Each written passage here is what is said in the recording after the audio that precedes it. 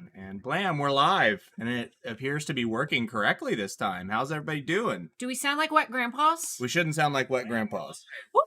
And maybe turn your sound off on your phone. Oh Good no, job. now I hear myself. I gotta turn it off. We don't sound like wet grandpas though. We do not. Okay. There we go. Okay. I've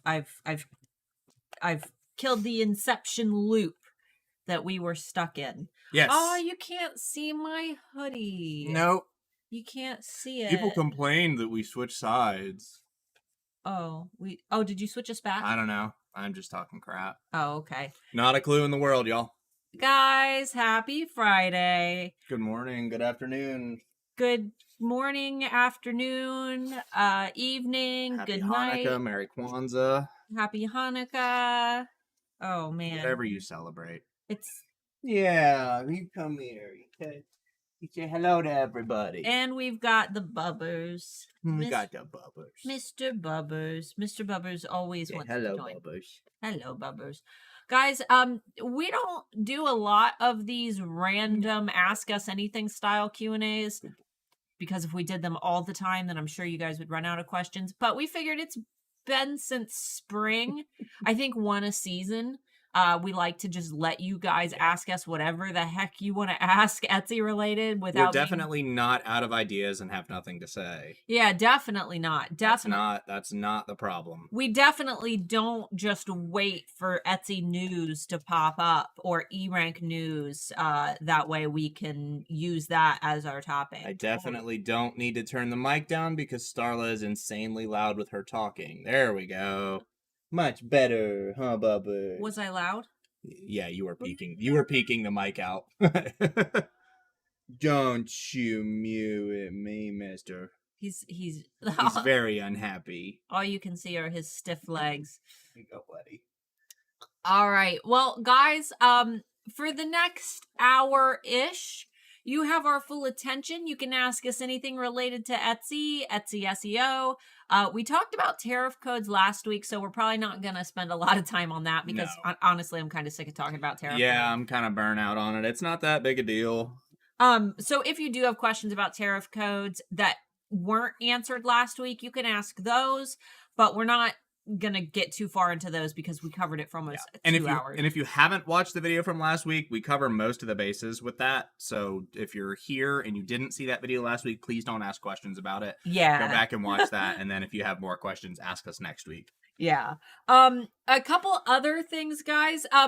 Amber, are you here? Are we good to make the AlphaDapt announcement? Did everything go okay? Let me know in the chat. In the next few weeks, Amber and I are going to be working on a Friday bean collection for the AlphaDapt shop. All right, Amber said yes. And for those of you who have been waiting for the tie-dye AlphaDapt Champion hoodies, those are now in stock. All 3 colors, Amber? All 3? So those, remember when we launched them, we had the blue, which we called blueberry, and we had the red, kind of maroon pinkish color, which we called raspberry. We have blackberry finally in stock now. Blackberry. You guys waited a really long time to get the black one, and now that one's available as well. So the link for AlphaDapt is down below. Amber, you can go ahead and throw the link in there, if it'll let you. Yeah, you're an admin. It should. All 3. So all 3 hoodies are now available. Now that it's like scorching hot outside, but save them. They're so heavy and comfortable that we live in those hoodies. Yep. And then when we do the Friday Bean collection, this is a blanket hoodie. It's made out of the same material that a blanket is made out of. And it's so soft. It's like, not for those of you that sweat a lot. It is fleece. It is so freaking soft. And this will be available in a couple colors, but obviously I went with the tan because it's coffee, right? All right.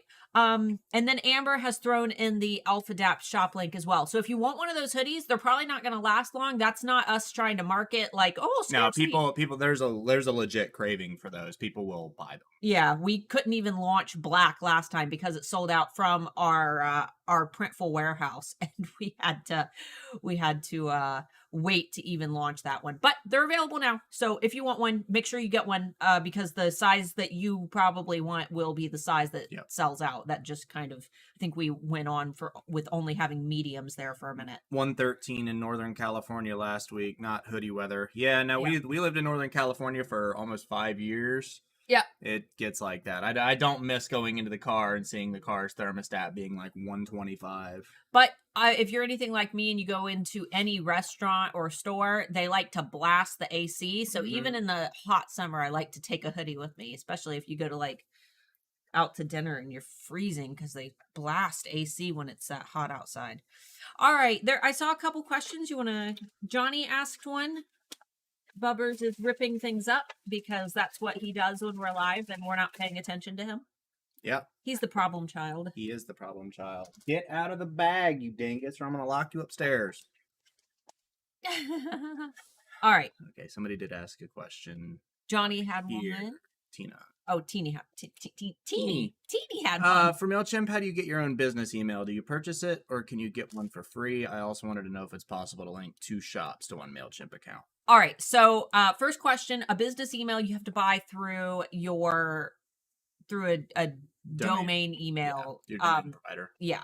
So for me, I like Google domains because I like having all my Gmails and Googles and everything. I like having the G Suite account where it's all connected. That's my favorite. It's like $5 a month, super cheap. One thing I will say is that while I was setting up the website for my book, which I wrote a book. Did you guys know I wrote a book? It'll be coming out hopefully by the end of the year. It's a sci-fi book. But when I was setting up my domain email for that book, I made my website through Wix. I bought my domain through Google Domains. I bought my website through Wix. I set up my website. I transferred my domain name to Wix. But then I had to copy and paste the MX code from Google to Wix to be able to use it. Was a big long thing. Basically, if you already own your domain through somewhere else, buy your email through wherever you bought your domain from if they have it available. Otherwise, you're going to have to probably transfer it. I recommend buying both your domain and your domain email through Google Domains, just because it's nice to have it all compact. And if you decide to buy your domain email from anyone else, just make sure that it works.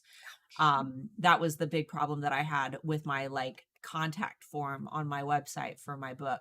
It wasn't actually people would email me, but the emails weren't reaching my inbox because it wasn't synced to my domain when the domain was transferred to my website. It was like a whole big thing. So, and your second question was, can you link 2 shops to one Mailchimp account? You cannot. You can own an umbrella company. For example, I have, Handmade Alphas, but we also have a separate list for Alpha Adapt. Within the Handmade Alphas, we have a separate list for Alphas After Dark. Yeah. Within the Handmade Alphas, we have a separate list for Handmade Alpha Academy students. Within the Handmade Alphas, you can only have multiple audiences if you have a paid Mailchimp account. And you can pay before 2,000 subscribers, but you can also keep your free account until you have 2,000 subscribers, unless you want to have more than one list. And then even if you don't have 2,000 subscribers, you have to pay to increase that list. And you also need to make sure that it is genuinely both under the same company. If you have 2 separate, we'll say that you LLC all your businesses. If you have 2 separate LLCs, you can't, they're subscribing to the one that they subscribe to, exactly, not to the other one. So if you accidentally send somebody an email, you get in trouble for that. So just be careful. If you do let's say you do digital items and then you do prints of some of your digital items and they both fall under the same umbrella company, as long as you're separating the lists, that would probably be okay. Not a legal expert, but that would probably be all right. Yeah. Johnny asked, how long would you wait before publicly responding to a 1-star review? I mean, honestly, it depends on a couple of things. First thing I would make sure is it a legitimate complaint? Is it one of those people that's, my product never showed up, 1-star review? Right. If you're not okay, so here's rule of thumb, and you probably know some of this, but I want to make sure I'm addressing everybody who might have this question and Bubbers who decides to make a mess. if you have a reason to argue the review, like it's inaccurate, it mentions something like the postal service being the cause for the delay, yada yada. That doesn't matter. You need to contact Etsy. Don't respond to the review, because obviously if you respond to that bad review, Etsy won't be able to remove it. So the second you respond, Etsy can't remove it. So if it's one that you want Etsy to remove, don't touch it. Just contact Etsy. Yeah. If it's a just review, if it's a review that you're like, okay, my bad, I made a mistake. You can ask the customer if there's anything that you can do to make them happy and see if they'll change it on their own. That's an option. Etsy tells us that we can do that. But if you think that there is absolutely no hope, that you're stuck with that review, I would respond as soon as possible. Just be aware that you are not responding to the person who left the review. You are responding to everyone who sees that review. So don't write it like you're addressing that person. 100% just tell the truth about what happened. If it was like an issue on somebody else's end and Etsy just absolutely won't remove the review, all that kind of stuff, just be open and honest about what happened. Don't blast Etsy. Don't ever obviously blast Etsy publicly on your Etsy shop. That's silly, but yeah, be honest about it. Yeah. We did this and this and this to rectify your issue. We offered this and this and this and blah blah blah blah blah. You've seen counter arguments. Just be polite. Yep. And honest. Yep. Treat it as if you are addressing the people who are reading, who are like, "Ooh, a 1-star review. What does this say?" You ordered the wrong size, and we tried to send you the correct size for free, or we did send you the correct size for free, and you still were. Yeah, you get it. Right. All right. What do we got next? Can you do a shop review? Nope, we're not doing that today. Because we have to set up screen share, so there's no way that we can do shop reviews. Those are a whole different video. Yep. And Amber had said that blackberry, blueberry, and raspberry tie-dye hoodies are all back in stock. I know it was the raspberry one that everybody was... Blackberry. Blackberry? Raspberry's the red. That's the one you have. Yeah, but that's the one that everybody was like stoked on trying to get, wasn't it? No, blackberry, because it was sold out. We weren't even able to launch it. E-rank question. I recently wrote with Debbie because of not getting info on Pinterest trends. She told me likely on Etsy trends info in the future. Any reason, or is that just a bug?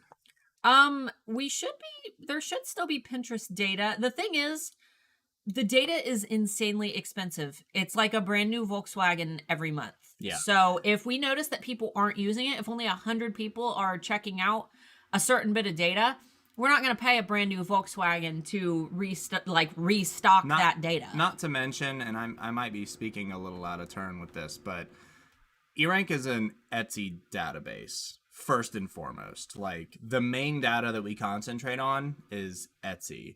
The other data is useful in a way, like the Amazon data, the Google data, all that other stuff, but it's more meant to be as a comparative tool than it is to be like, oh, I want to sell primarily by linking stuff through Pinterest, or I want to sell on Amazon. It's not an Amazon tool. It's not a Google tool. It's an Etsy tool. So I wouldn't be particularly using any of the other data other than for comparative results only. Now, Anthony might have other opinions on that, but that's just my personal opinion. Not enough people use those parts of the tools for us to dedicate the resources that we do into the Etsy data. Anthony puts a ridiculous amount of money into the Etsy data. We can't do that for every platform. Can you shoot Anthony a message real quick and ask him if we're not getting Pinterest data anymore? Yeah, I'll shoot him a message real quick. All right. And we'll let you know if you stay on the stream. He usually responds pretty fast. He's been kind of sick the last few days, so we haven't really gotten to talk to him, but here, let me get the next question. Yeah, get me the next one rolling. All right, handcrafted by Liz. I've removed all mention of Swarovski from my titles, but can we still use crystals from Swarovski as a material tag? I would not. I would not use the word at all. I know that really sucks, but I don't think that they want us to use their name anymore. It might be fine, but I would. They're making a very big fuss about individual sellers stopping using their name. If they're making this big of a fuss, I would just stop. I would say high grade, high quality crystals, yada yada. And keep in mind, I think it's after September, we're not going to be able to get those crystals anymore anyway. So you'll have to just use stock that you already have, or buy from suppliers that just happen to still have some back stock, but eventually that will run out. And you won't be able to get your hands on them anymore. And we're getting close to the end of our questions already. If y'all have questions, this is an open forum. Whatever questions you've got, sling them in here. Anything that you want to ask us. Otherwise, we'll talk about our personal lives. Exactly. This is an AMA. Ask us anything. They don't have to be Etsy. They can be E-Rank questions Anthony too. replied. All right. What'd Mr. Wolf say? We got Mr. Wolf on speed dial. He said, could be. What are you thinking? Wait, what did you ask him? Hey, are we still getting Pinterest data? Could be. What are you thinking? Just tell them that we're live during the Friday Bean and someone asked. Anthony's always like, oh, you're thinking. Yeah, he is like, oh, you got an idea? You have an idea? That's the one thing that we love about Anthony is if you propose anything, he's like for it. Yeah. He's all about it. If we can do it, if it's possible for us, he will try to do it. But we also, one thing that we do that a lot of companies don't do is we directly ask Etsy, is this okay? Can we do this? Is this legal? Anthony asks them everything. Like if I propose an idea, there are some things that I've given him that it's been like 3 months waiting on getting a reply back. Just it's like, I'm just waiting on Etsy. I don't know.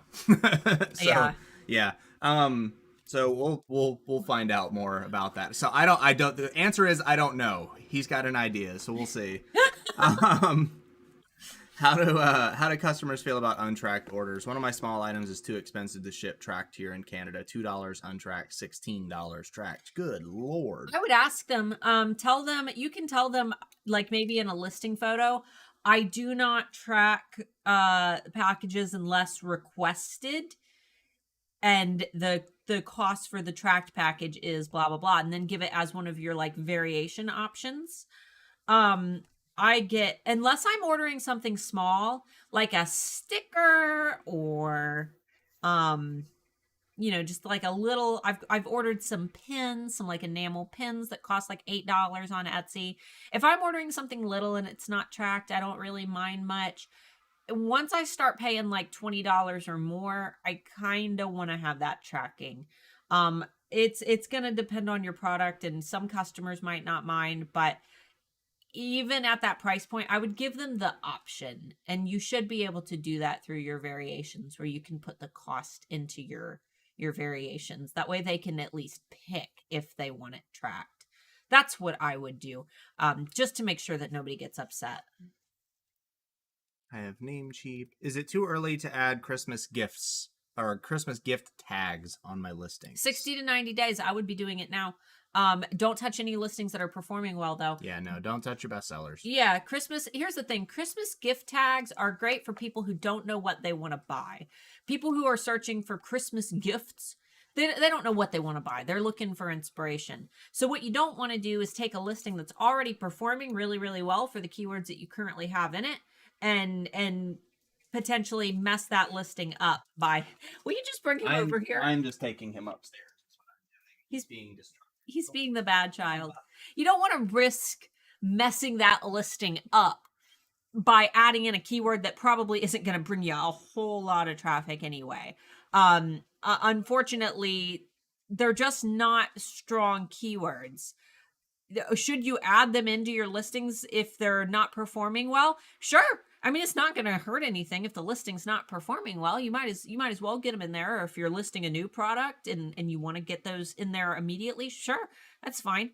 But I would not take a listing that's already doing well and put a bunch of Christmas tags in it just to try to show up in Christmas related searches. Because if that product is a very specific thing, someone who is shopping for that item is going to be typing in keywords related to that very specific thing. When I shop for, if I'm shopping for Mark's grandma, I might type in gifts for grandma because I don't know her well enough to know what I want to buy for her and I need inspiration. But if I legitimately if I'm buying something for Mark, I usually know exactly what I want to buy and I'll search Mark. You want me to start calling you Anthony on the stream? I'll start calling you Kay on the stream. How about that? Nobody calls me that. But if I know what I'm buying, if I say I'm typing in, a wooden watch, There is a higher chance that I'm going to make a purchase from that query than if I were to just search gifts for men into Etsy, and then I see that big overwhelming search page that has a little bit of everything. It's keywords that have purchase intent, keywords that point to a very specific type of product. From your experience, which is the month when Etsy revives? The summer sales have gone down, and I'm very concerned. Not sure if it was lockdown or what, but it's been slow, best from the UK. I think it kind of depends. Well, August is typically when we see the very first holiday shoppers come back to the platform.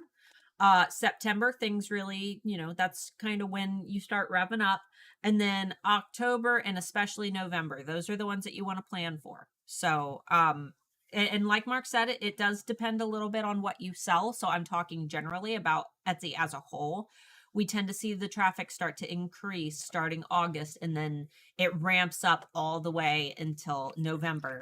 You get some last minute shoppers in December, and then January, we tend to see an okay amount of shoppers because people have Christmas money, I think, and Etsy gift cards.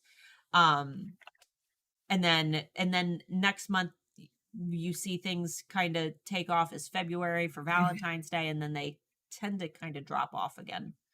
So plan for November. It's going to be a ramp up from here till November. I was told that you have to have an email or a business email service to do email marketing. You can't just have a separate Gmail account to do Mailchimp marketing. Is that true? Well, yes. Gmail marketing and Mailchimp marketing are two totally different. Right. You have to have a domain email to send out, because here's the thing. An email client, like a mailbox like Gmail and Yahoo, if they see an email just coming from BettySue@gmail.com, it's going to go to spam. Yeah, there's a very high likelihood that it's going to go to spam. Legally, no, you could probably manage to do it with just your Gmail account, but like the actual ability for you to manage and track like all of the different agreements that the customers have to do, because people have to agree to be email marketed to. I think what she means is that when you go into Mailchimp to set up, to send an email, you have to have a domain email address connected. We're not legal experts. I honestly couldn't tell you. You probably can do it from a personal account, but it would be better for you to have a specific one anyway. What she's asking is, does she need to have a domain email in order to set up a Mailchimp account? And you do. Yeah, I'm pretty sure you do. Yeah, because it has to be verified through the system in order for Mailchimp to actually send out the emails. There's like two different forms of verification that you have to do. We ran into that issue with ours several months back where we only had the first, like the second one was verified but not accepted kind of thing. Yeah, and I mean, either way, even if you were able to send emails from a personal email address, they're going to land in spam anyway. I hate to say it. So you're going to want that. I mean, it's $5 a month. Because you can't verify without a domain. Like Mailchimp there's a verification part in your account where it'll tell you like that it's verified the email address and then verified the domain. And if both aren't verified, there's a very high likelihood that some of your emails, it's not even just a spam issue. They won't even make it through the mailer daemon. Like they will just not go. They'll get sent out by Mailchimp and then hit a block wall somewhere where they won't go through to your customer. We literally ran into that issue when we were doing, swipe files? Yeah. Yeah, we were doing swipe files and we got like 50 emails a day from people saying, oh, I'm not getting the swipe files. Oh, I signed up for the swipe files. I'm not getting them. And it's because we had verified both, but one of them hadn't been accepted by the domain because we hadn't done this one particular thing. So yeah, I didn't need a verified email to sign up with Mailchimp. Now that's what I'm saying. I don't think you don't have to have one to get signed in through Mailchimp. I just think in order for the emails to send properly, you have to have a domain that they're back attached to. We could be wrong about what we're saying here, but this is my experience. They either when you're filling out the from email, like who your emails are from, they either I can't remember if they won't let you or if they just like give you a notice like you should have a domain email. Something like that. Really, I mean, it's like $5 a month though. Yeah, I mean, not to mention, why would you want I wouldn't want my business emails going to the same one as my personal emails. I don't know about anybody else, but I have a very busy inbox on my personal site from the companies that you buy from, and Like I get like 50 or 60 emails a day, and I wouldn't want anybody sending an important email through business wise. Even if your business isn't big now, it might be in the future, and you might need that for legitimate correspondence. Right. And here's the thing, when it comes to anything branded, the first thing that I do, if I have an idea, I go and I buy the domain and I buy the domain email. Yeah. That's the first thing I do. Right when I finished writing, actually, before I finished writing my book, I went and I bought the domain and I went and I bought the domain email. I want to own those. I don't want anybody else to have those. I need to be the one that owns those things. It's not very expensive and it's worth it. And even if you don't need to use the domain, even if you don't plan to have your website, you could have it redirect to your Etsy shop, or you could just keep it in your pocket. There's a thing called domain hijacking where people will go and they see a brand with potential and they'll go and they'll buy the domain associated with your business. That way they can hijack it and try to sell it to you, like holding it hostage. They did it to us when we had like, we had less than like 4,000 subscribers at the time. Yeah, they bought like, starlamore.com and they tried to sell it to us for like $4,000 or $5,000. Yeah. And we were just up and coming at the time. That's not a joke. Like this happens to a lot of people. We own it now. We've had other people in previous live streams say that they had it happen to them.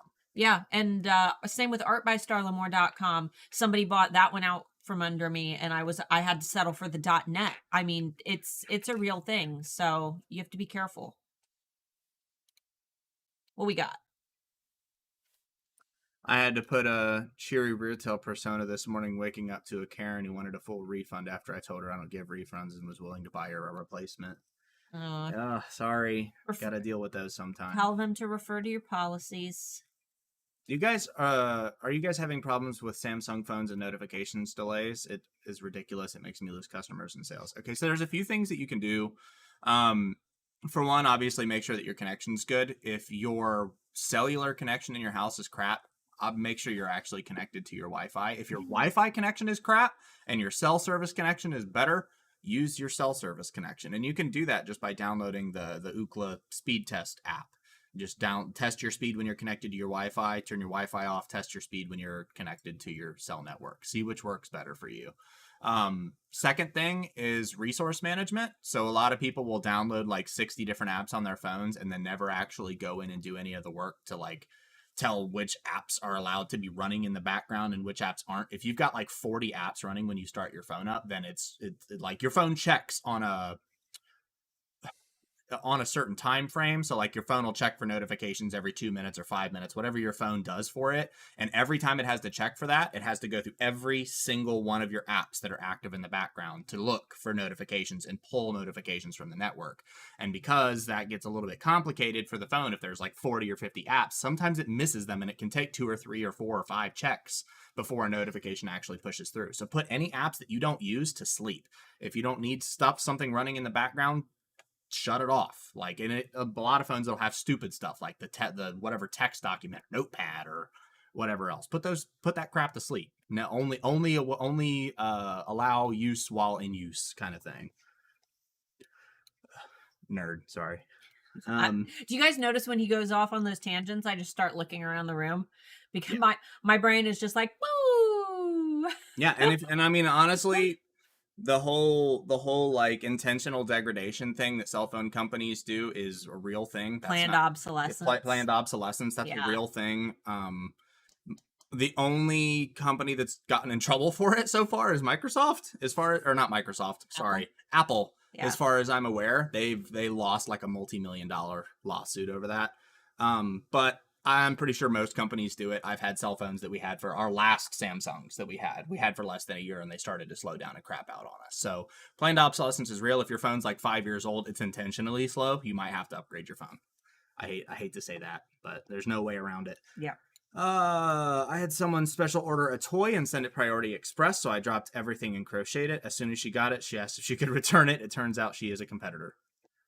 Well, how crap is that? Say no. You're stuck with yeah, that's with custom stuff. I'm always a huge proponent of a non-refundable deposit. That way, at the very least, if they send it back, they're not getting the deposit back. Yeah. Are we allowed to use Swarovski for vintage? If the vintage has Swarovski. Yeah, but you have to consider that it's going to be hot for a while. It's like you know, when it comes to things like vintage Pyrex, yes, technically Pyrex is trademarked. Oh, but okay. But the problem is Swarovski, I feel once September rolls around, I fear that because they're giving us this warning now, that it's going to be a really hot thing to avoid because the water's going to be so warm still. They're going to be actively looking for people, and it might be one of those things where it's like, take your listing down, ask questions later. I don't know is the answer.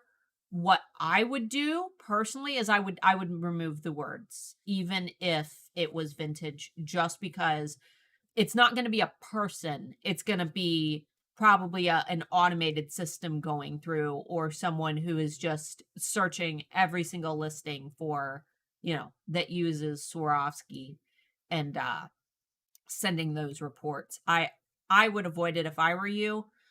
You could always fight it later. It just depends on how much you're willing to invest into wanting to fight it. I would play it safe if I were you. You can always message Etsy and ask them, though. Or, well, Etsy won't know. Message Swarovski and ask them. And Handcrafted by Liz replied to whatever I was upstairs when you did this one. She said, question, or no. I thought that would be the answer, but ever an optimist descriptions too. I would get rid of the word Swarovski anywhere. I wouldn't have it anywhere in your listings anywhere. I would completely make sure that it is gone from your listings, unfortunately. Swarovski's a big brand, and they're kind of on a rampage right now, and I wouldn't want to be in their warpath. And the last person that the special order, said the question is, should I have sent her a refund anyway? She gave me a 3-star review. She asked if she could return it. Turns out she's a competitor. Question is, should have sent her a refund anyway? She gave me a 3-star review. I would report that 3-star review to Etsy and say, this is a competitor who purchased from me, and include her shop and see if you can get the review removed. Yeah. Why did she leave a 3-star? She left a 3-star review. Why did she want to return it? Like, what was her reason? Yeah, did she give a reason, or was she just trying to check out what you did and see if she was doing what you were doing? Exactly. Like, you should be able to report that to Etsy. That's kind of a crap thing. Then ask your Linda's put this thing here today. If you have a question, just ask your question. We'll answer to the best of our ability. Yeah. We don't always have answers. Yeah, you don't have to request to ask a question here. If you got to ask a question, it can be literally about it. This is an AMA. We normally do these till like 12:30, or excuse me, till like 1:30, 2 o'clock. Yeah. So like it can be anything from business to personal. We really don't care. Ask us anything. We're doing a chill session. It's been a long week, guys, hasn't it? It's been a long couple weeks for me. I've got back into working out. I've been working out for the last 3 weeks, which, by the way, if you want to follow that or go along with it, you can follow me on Instagram. It's at big_Marc M. Yeah, I'll just type that. big_Marc M. You can follow that there. I'll also be posting lots of music stuff there too. What we got? Wait, what's happening with Swarovski crystals? Uh-oh. Okay, so there's a video on my channel called Swarovski Discontinued or something like that. Go watch that. It'll explain anything, but basically Swarovski is not going to be supplying to DIY and for DIY and crafting. You'll have to find a new supplier as of September, because everywhere that has them is selling their final bit of stock of them, and then they will not be available anymore. And you're not going to be able to use the word Swarovski in your listings. So make sure that you go back to my channel and watch it's a short video. And it was from several months ago, but that will overview everything, because we emailed Swarovski directly, didn't we? Was that it? No, Swarovski didn't reply to me. Art Beads. Yeah, I messaged Art Beads, and I messaged like 3 or 4 other directly on Twitter, and they all pretty much said the same thing. Yeah. They sent me this almost the exact same message from each, like cover your bases and don't sue me kind of message. Yeah. Thank you. Wasn't aware that not many people use this data. I look for keywords since popular ones on Pinterest seem somewhat indicate what's popular on Etsy. Also a freaking Volkswagen. Wow. Yeah, it's a lot of data. And a lot of people don't know this, but Anthony pays himself less than like all of his employees to ensure that he's able to afford like the best of the best as much as he can. That's why it frustrates with me when people cancel and say that like, oh, the data's inaccurate, it's old. Like, no, it's legitimately not. It is it is the freshest data. It is the newest, most fresh data that we can get from the providers that we have that we can get data from. Also, look out for Pinterest data on Trend Buzz coming soon in the next few weeks. Did he just say that? Yeah. Oh, were you supposed to say that? He sent it to me, and I told him I was doing a live stream. So if not, then that's on him. Just don't message eRank support and ask them. Because it's a thing. Yeah, don't message them and bug them. Don't bug us. Don't bug poor Debbie and Pam and Irina. They work really hard. Another eRank question: why doesn't the analyzer shortcut on eRank work on cell phones? eRank is not optimized for mobile. eRank is not designed for cell phones. The shortcut button is meant as a desktop extension. If you're not on a desktop, then a desktop extension will not work. eRank is not. You can use it on a phone. It is everything on eRank is meant to be spread out on a big screen. Creating a mobile app is something that everyone requests, but we don't have the manning to do it because we have to have app developers. We do not currently have app developers working for eRank. No. Also, if you're only running your business from your cell phone and or tablet, get a computer.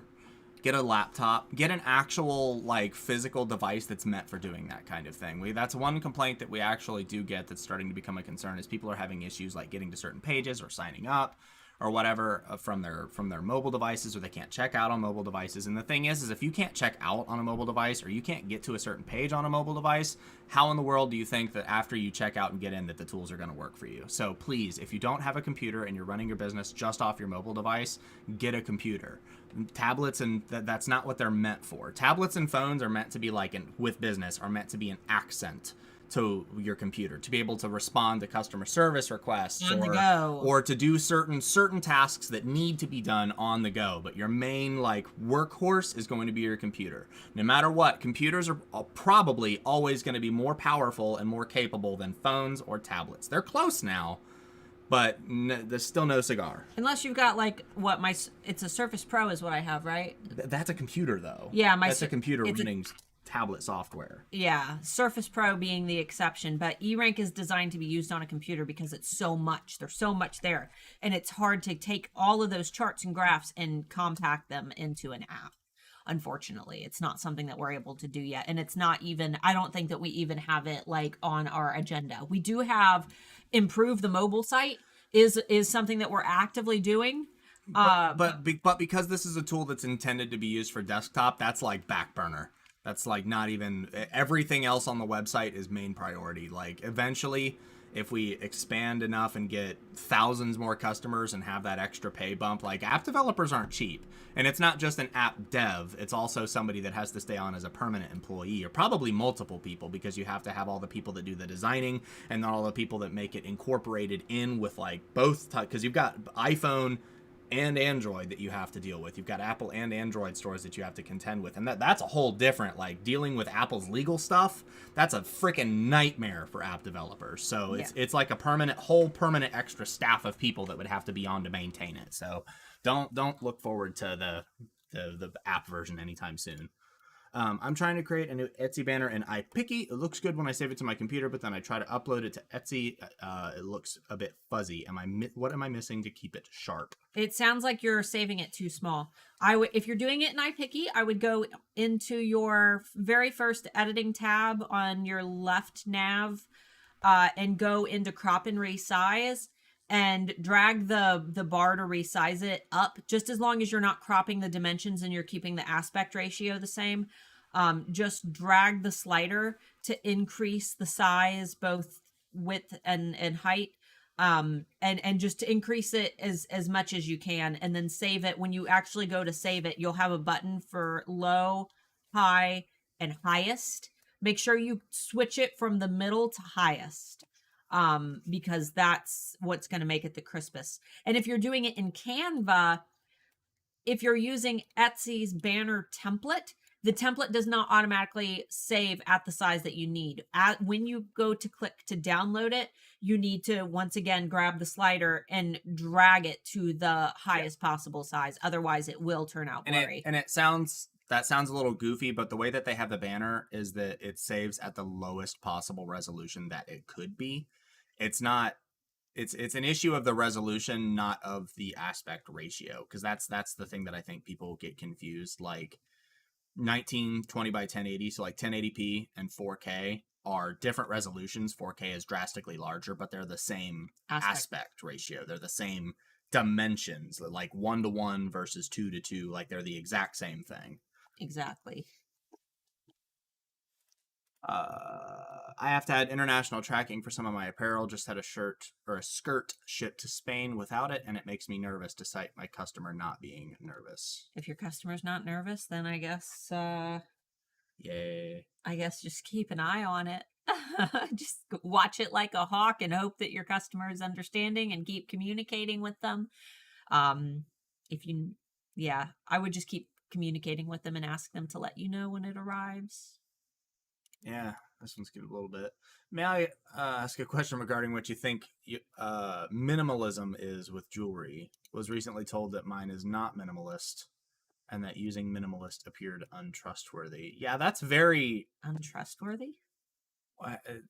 Dishonest is probably like a customer maybe thinks they're being dishonest because they say that their jewelry's minimalist, but it's not. I mean, that's open to interpretation. I mean, that's even from like culture to culture. Yeah. That's going to be different because like some cultures wear big gaudy jewelry and they would call that minimalist because they all wear it, you know? Like yeah, minimalist to me would be, you know, smaller, daintier, geometric objects. I see a lot of like gold bar necklaces where it's just the bar or just one little stone hanging, a circle on a chain. To me, that's minimalist, but that's my interpretation. So Tina said minimalist is a style. So yeah, that's a strange reasoning. Yeah, I agree. I mean, anything could be minimalist. It's I think it's more about how you use the object. I mean, if it's something that's like big, bright in your face, covered in neon letters, like yeah, obviously that's not minimalist. But like if it to you feels like something that could be used in a minimalist lifestyle, then who cares? Yeah, this is one of those things where it might just be like, don't listen to what everybody says because everyone has an opinion and very few people's opinions matter. Popular to contrary belief, the customer doesn't always know best. Yeah. Let's see here. How best to deal with variations in my products. I sell funny wine-related steel signs. They come in 4 to 5 sizes and 3 framed sizes. What's the best way to handle this? They come in 3 to 5 sizes and 3 frame sizes. Can you do a different variation for each of those sizes? You make one listing per product, and then from your variations, you list by size. That way you can price according to size. That's what I would do. I would keep, since it's steel signs, but every print is, you know, it's the same print, just on different sizes. I would offer all of those sizes within one listing and then price per variation rather than having let's see, 5, 6, 7, 8 listings of an identical sign. Yeah. But just by size. And if you did want to split them, I would just split it into 2. Have the non-framed ones in one, and then the framed ones in another. And then you can offer the 3. Like if it's a dramatic difference in appearance between the 2, then maybe split them into 2 separate listings. But otherwise, you have 8 listings that almost look identical. Yeah, exactly. Oh, I just have a normal email address and not a domain address. Get on it, girl. Or guy, whatever you are. I think it's girl. I can't. It's we get. It's 2021. I don't want to get ripped apart for calling somebody the wrong thing. We get purple circle with a name. Purple circle with a name. We do our best. We love you. I'm selling candles. This is for forest fundraising. Each item plants 1 tree. That might be why it's slow during the summer still, but thanks for answering. I like trees. So yeah, several people saying they send theirs with their regular email with Mailchimp. I use Mailchimp with my Gmail account. I know a lot are going to spam for sure. Yeah. Even Amber said she didn't need a verified email to sign up. Yeah. Yeah, see, that's what I'm saying. I don't think you need one to sign up, but for like the proper optimization for the Mailchimp side of things to ensure that it's not going to be like random users that aren't committed to it sending out a bunch of spam and crap to a bunch of people. I think that's why they require you to verify in order to be permanently integrated with their systems, because Mailchimp has it, and I have this directly from Mailchimp. Mailchimp has an agreement with most email providers to not send emails to spam from verified users, right? So that's why it's best to just do what they recommend. I heard that new listings end up on page 17 after publishing. It's approximately the first 1,000 listings which participate in personalization. So if my listings show up on pages 20 plus, should I redo my SEO? No, I don't know where you heard that, but no, new listings don't end up on page 17. There's no place where new listings show up. New listings get a slight boost in search because that is Etsy's way of trying to gauge how shoppers will interact with that listing. A slight boost doesn't, there's no page, it's completely static. It's going to move. Static moves, right? Static means static means it's in one place. Okay, so it's not static. That's what I'm trying to say. It's been a long week. And you get that boost. That way, Etsy gives you, enough time for some shoppers to interact with your listings and click them and maybe buy them and leave reviews for them. That way, Etsy can accumulate data on how people have interacted with that listing. And as they collect data, they move your listing around. You don't know where it's going to be. They move it. It is Atlantis. They move it all around.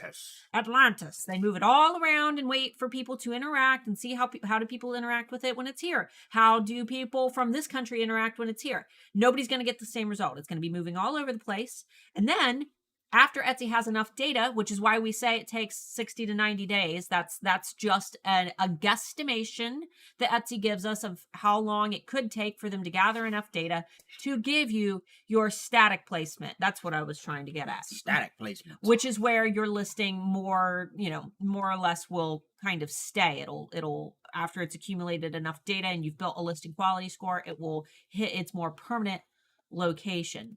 I don't know where you heard that it could end up on 17. Let us know where you heard from that. Unless you're not trying to not put somebody on blast, then don't worry about it. But don't say anything. Don't say specific names. But that's not wherever you heard that from. That's not true. There's no place because unless you heard it directly from Etsy, but I kind of doubt that. Yeah, if you heard it from Etsy, we would have heard it.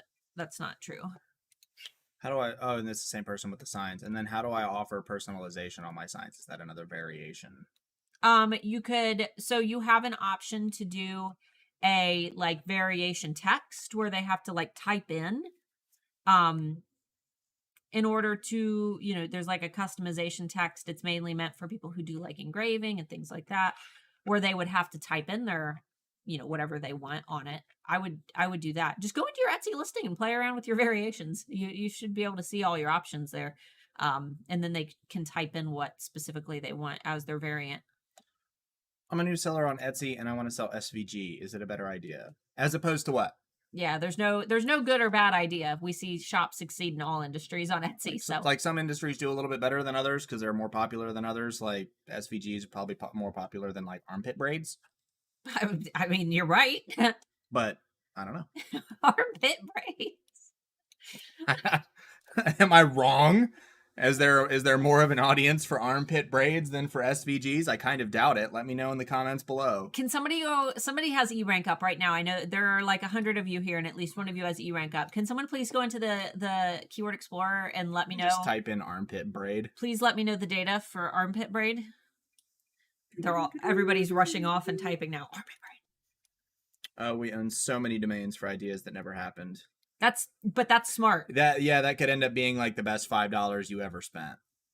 Yeah, what was that guy? We watched a guy, it was a brand story type video where the guy bought the domain name porn.com and sold it for a ridiculous amount of money. Yeah, he retired on that.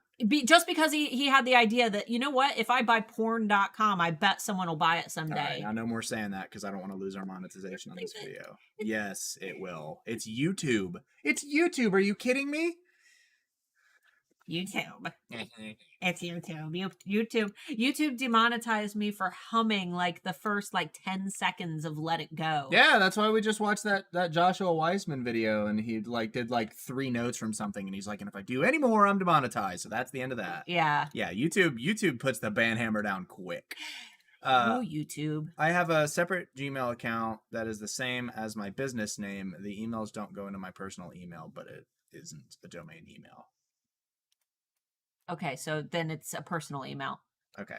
If it is not, something at yourbusinessname.com, Starla at handmadealphaacademy.com, then it's not a domain email. If it says at Gmail, at Hotmail, at Rocketmail, at Yahoo, at Outlook. Yeah, it should be at insert website name here. Yeah. Look into the trademark battle between Ponderosa and Bonanza restaurants. They locked in each other's brand name to sabotage the other's business. Yeah, see, but there are things that are illegal about that, and I'll have to look into like how they actually settled it, because there's a lot of stuff with business where you can ride this gray line if your lawyers are good enough, and you can put another competitor out of business.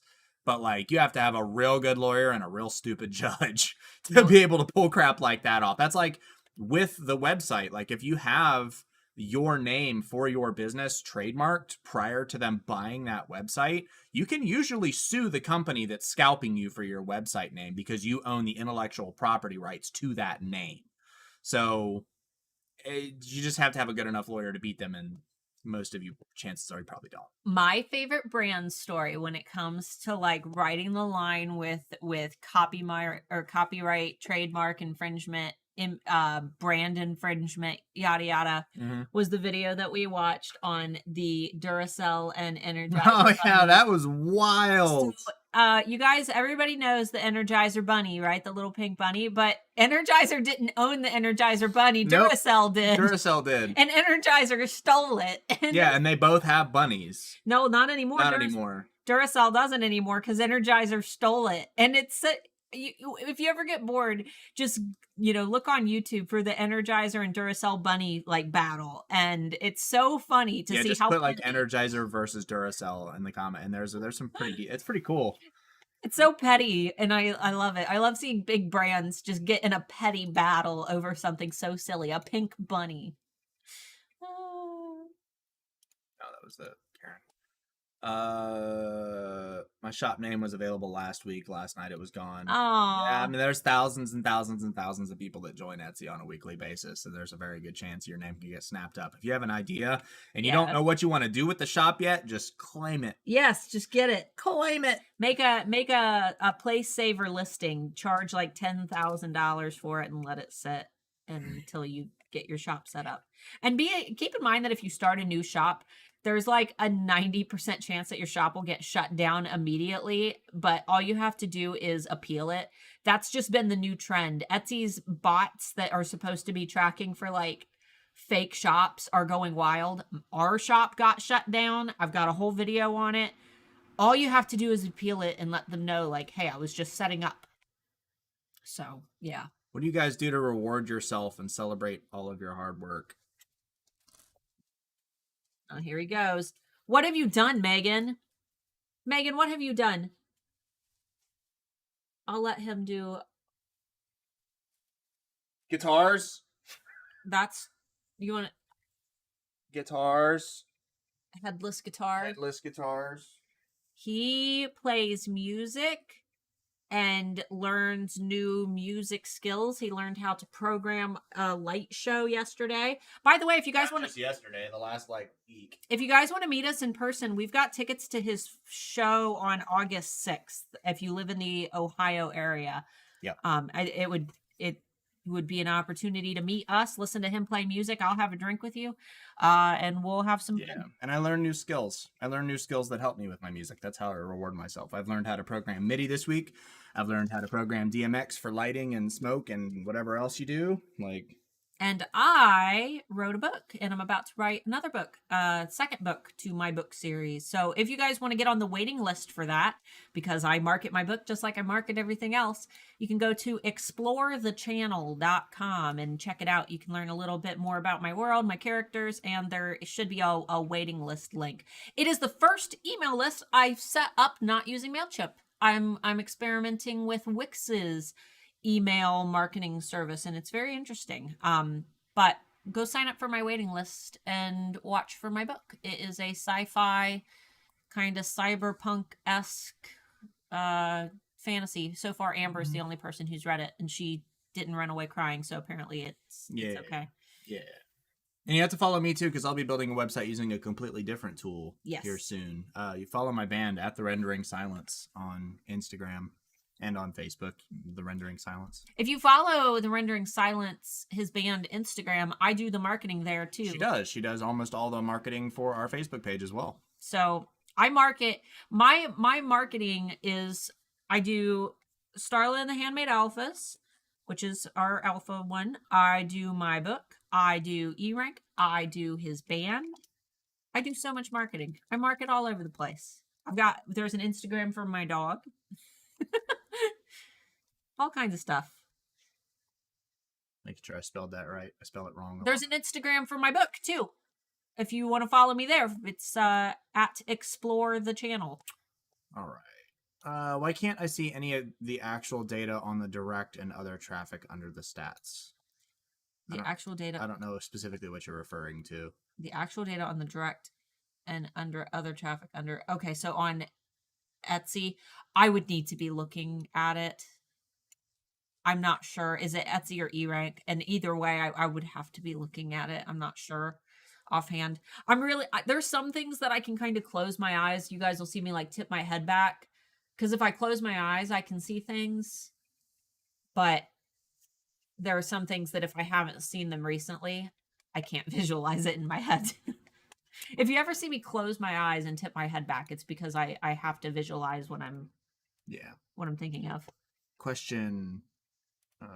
And she said she wanted to ask a question about trademark fabrics. I'm sure her question's down below.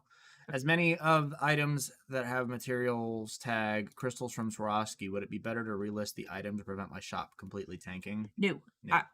I would not relist the item. That would start you over, and you would lose all of your listing quality scores. Just go in and remove that tag. That's all you need to do. You could replace it with something else. Even if it's this is the one time when I'm saying, even if your listing sells well, if you have Swarovski in there, you need to remove it, and you can either replace it with something else or either way, it's not going to do you any justice to lose your listing quality score and start over. I try to make collections, but my art can take up to a month to make per piece. Is it a bad thing if I don't do collections? I also do prints, but those can take an extra month to digitize. You don't have to do collections, but when you launch a piece, I would make sure that you are launching that piece as if it were a collection on its own. For your art, are you adding it to other items? Are you doing like your original, but then you can also get the original printed on other things? That would be a cool way to do a collection. If you had one beautiful print or one beautiful painting or piece of art, and you had that launch as your high-priced item, but then you could get that same print on canvases printed out on, maybe small little prints, desk prints. You could launch that whole collection just around that one art piece. Can you recommend a good podcast to listen to while working? I don't really listen to podcasts anymore. I like listening to a lot of people hate him, but Joe Rogan's old stuff, I think he's hilarious. He's as much as a lot of people like to disagree, he's unbiased.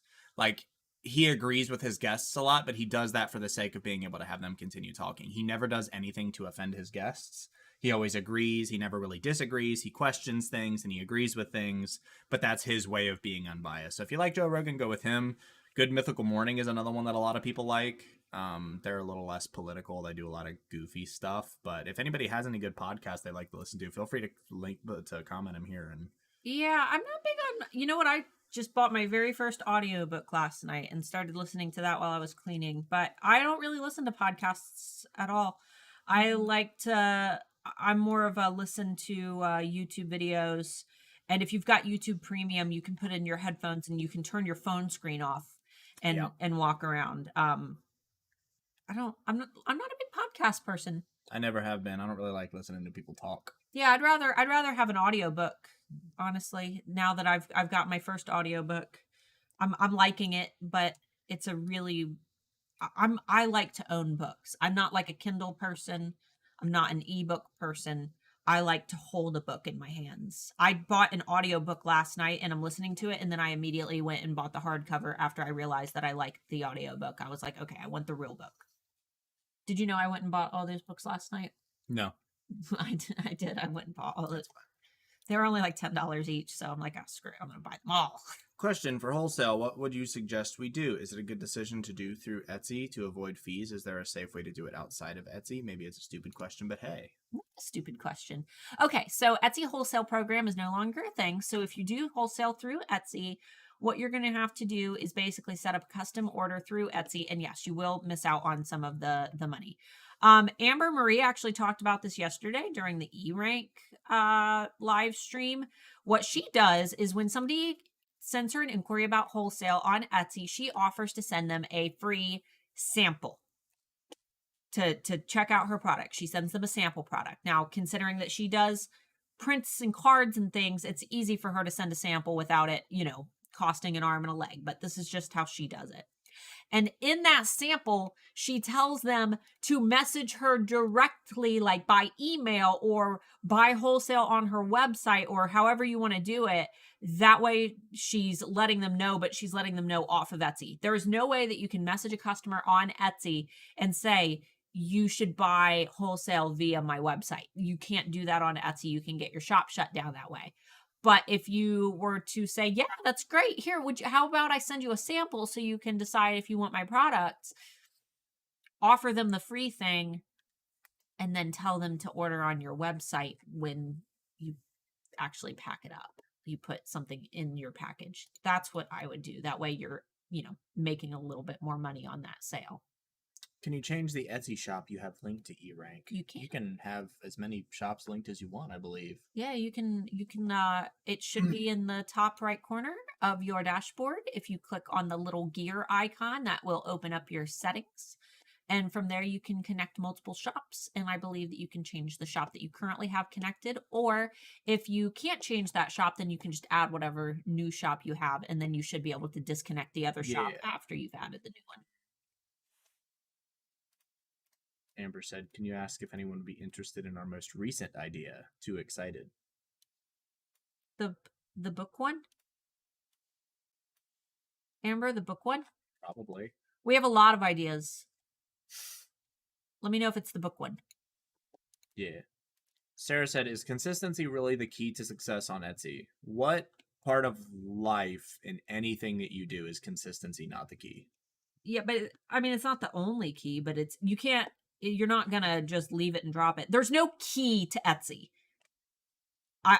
In fact, I hate that term. There's no key to Etsy. There are a lot of keys to Etsy. Etsy is not one key and the whole machine starts turning. Etsy is a series of gears that all have to work in unison. If only one gear turns, all the other gears are going to stop that gear from moving, right? If only one gear is trying to move by itself.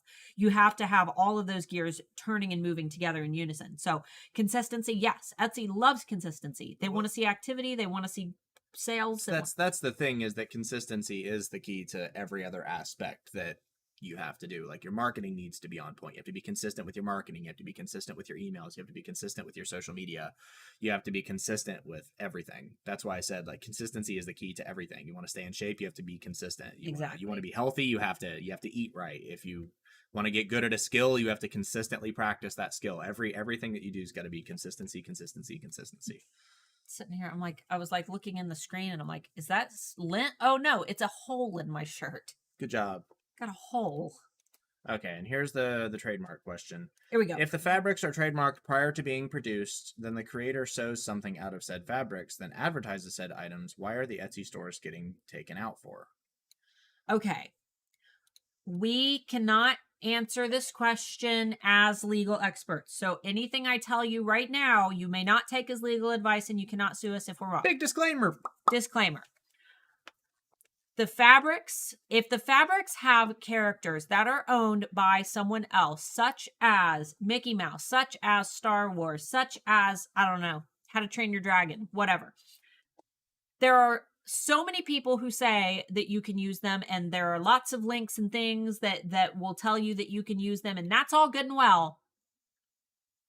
Etsy still, it's not Etsy who shuts you down. It's not Etsy who goes after you. It's the company behind the product that you're using. Etsy does not do anything to you. It is the company. So if Disney sees that you are using Mickey Mouse fabric, they do not give a crap if, some website told you that you could. Disney will go after you. Disney will take your shop down. Yep. so we can sit all day and talk about the legality of it and how, there's special licensing for licensed fabric. At the end of the day, it's up to the company's interpretation of how you're using the product to determine that. And we all know that they take down these shops. Yeah, and some will, some won't. It's one of those things where you're writing a gray line and you don't know if you're going to get burnt until you do.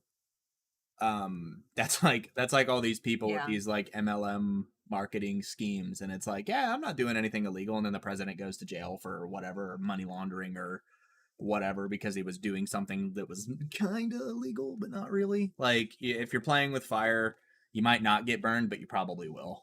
Yeah, the bolt of fabric says not for commercial use. There you go. There's your answer. Yeah, that's the unfortunate thing, is that even if you were to find some loophole, no matter how much money you spend on a lawyer, you will not be able to afford you're not going to be able to fight a Disney lawyer. No, you're not. I mean, it's just, if something specifically says not for commercial use, then you have that's the answer. That is a statement. It's not open for interpretation. Yeah. Unfortunately. And I know how bad that sucks, especially when you go to a craft store. But the items that you're buying from the craft store are meant for you to use for your own personal crafting. That's like if you buy something and it says not for resale, you can't resell it. I just noticed that eRank added one-word keywords in red are one-word keywords bad. It's not that they're bad, but it's that you can stack keywords together. There's no point in one-word keyword tags, because a one-word tag, Etsy's going to mix and match those tags all together as broad matches. So you're really just...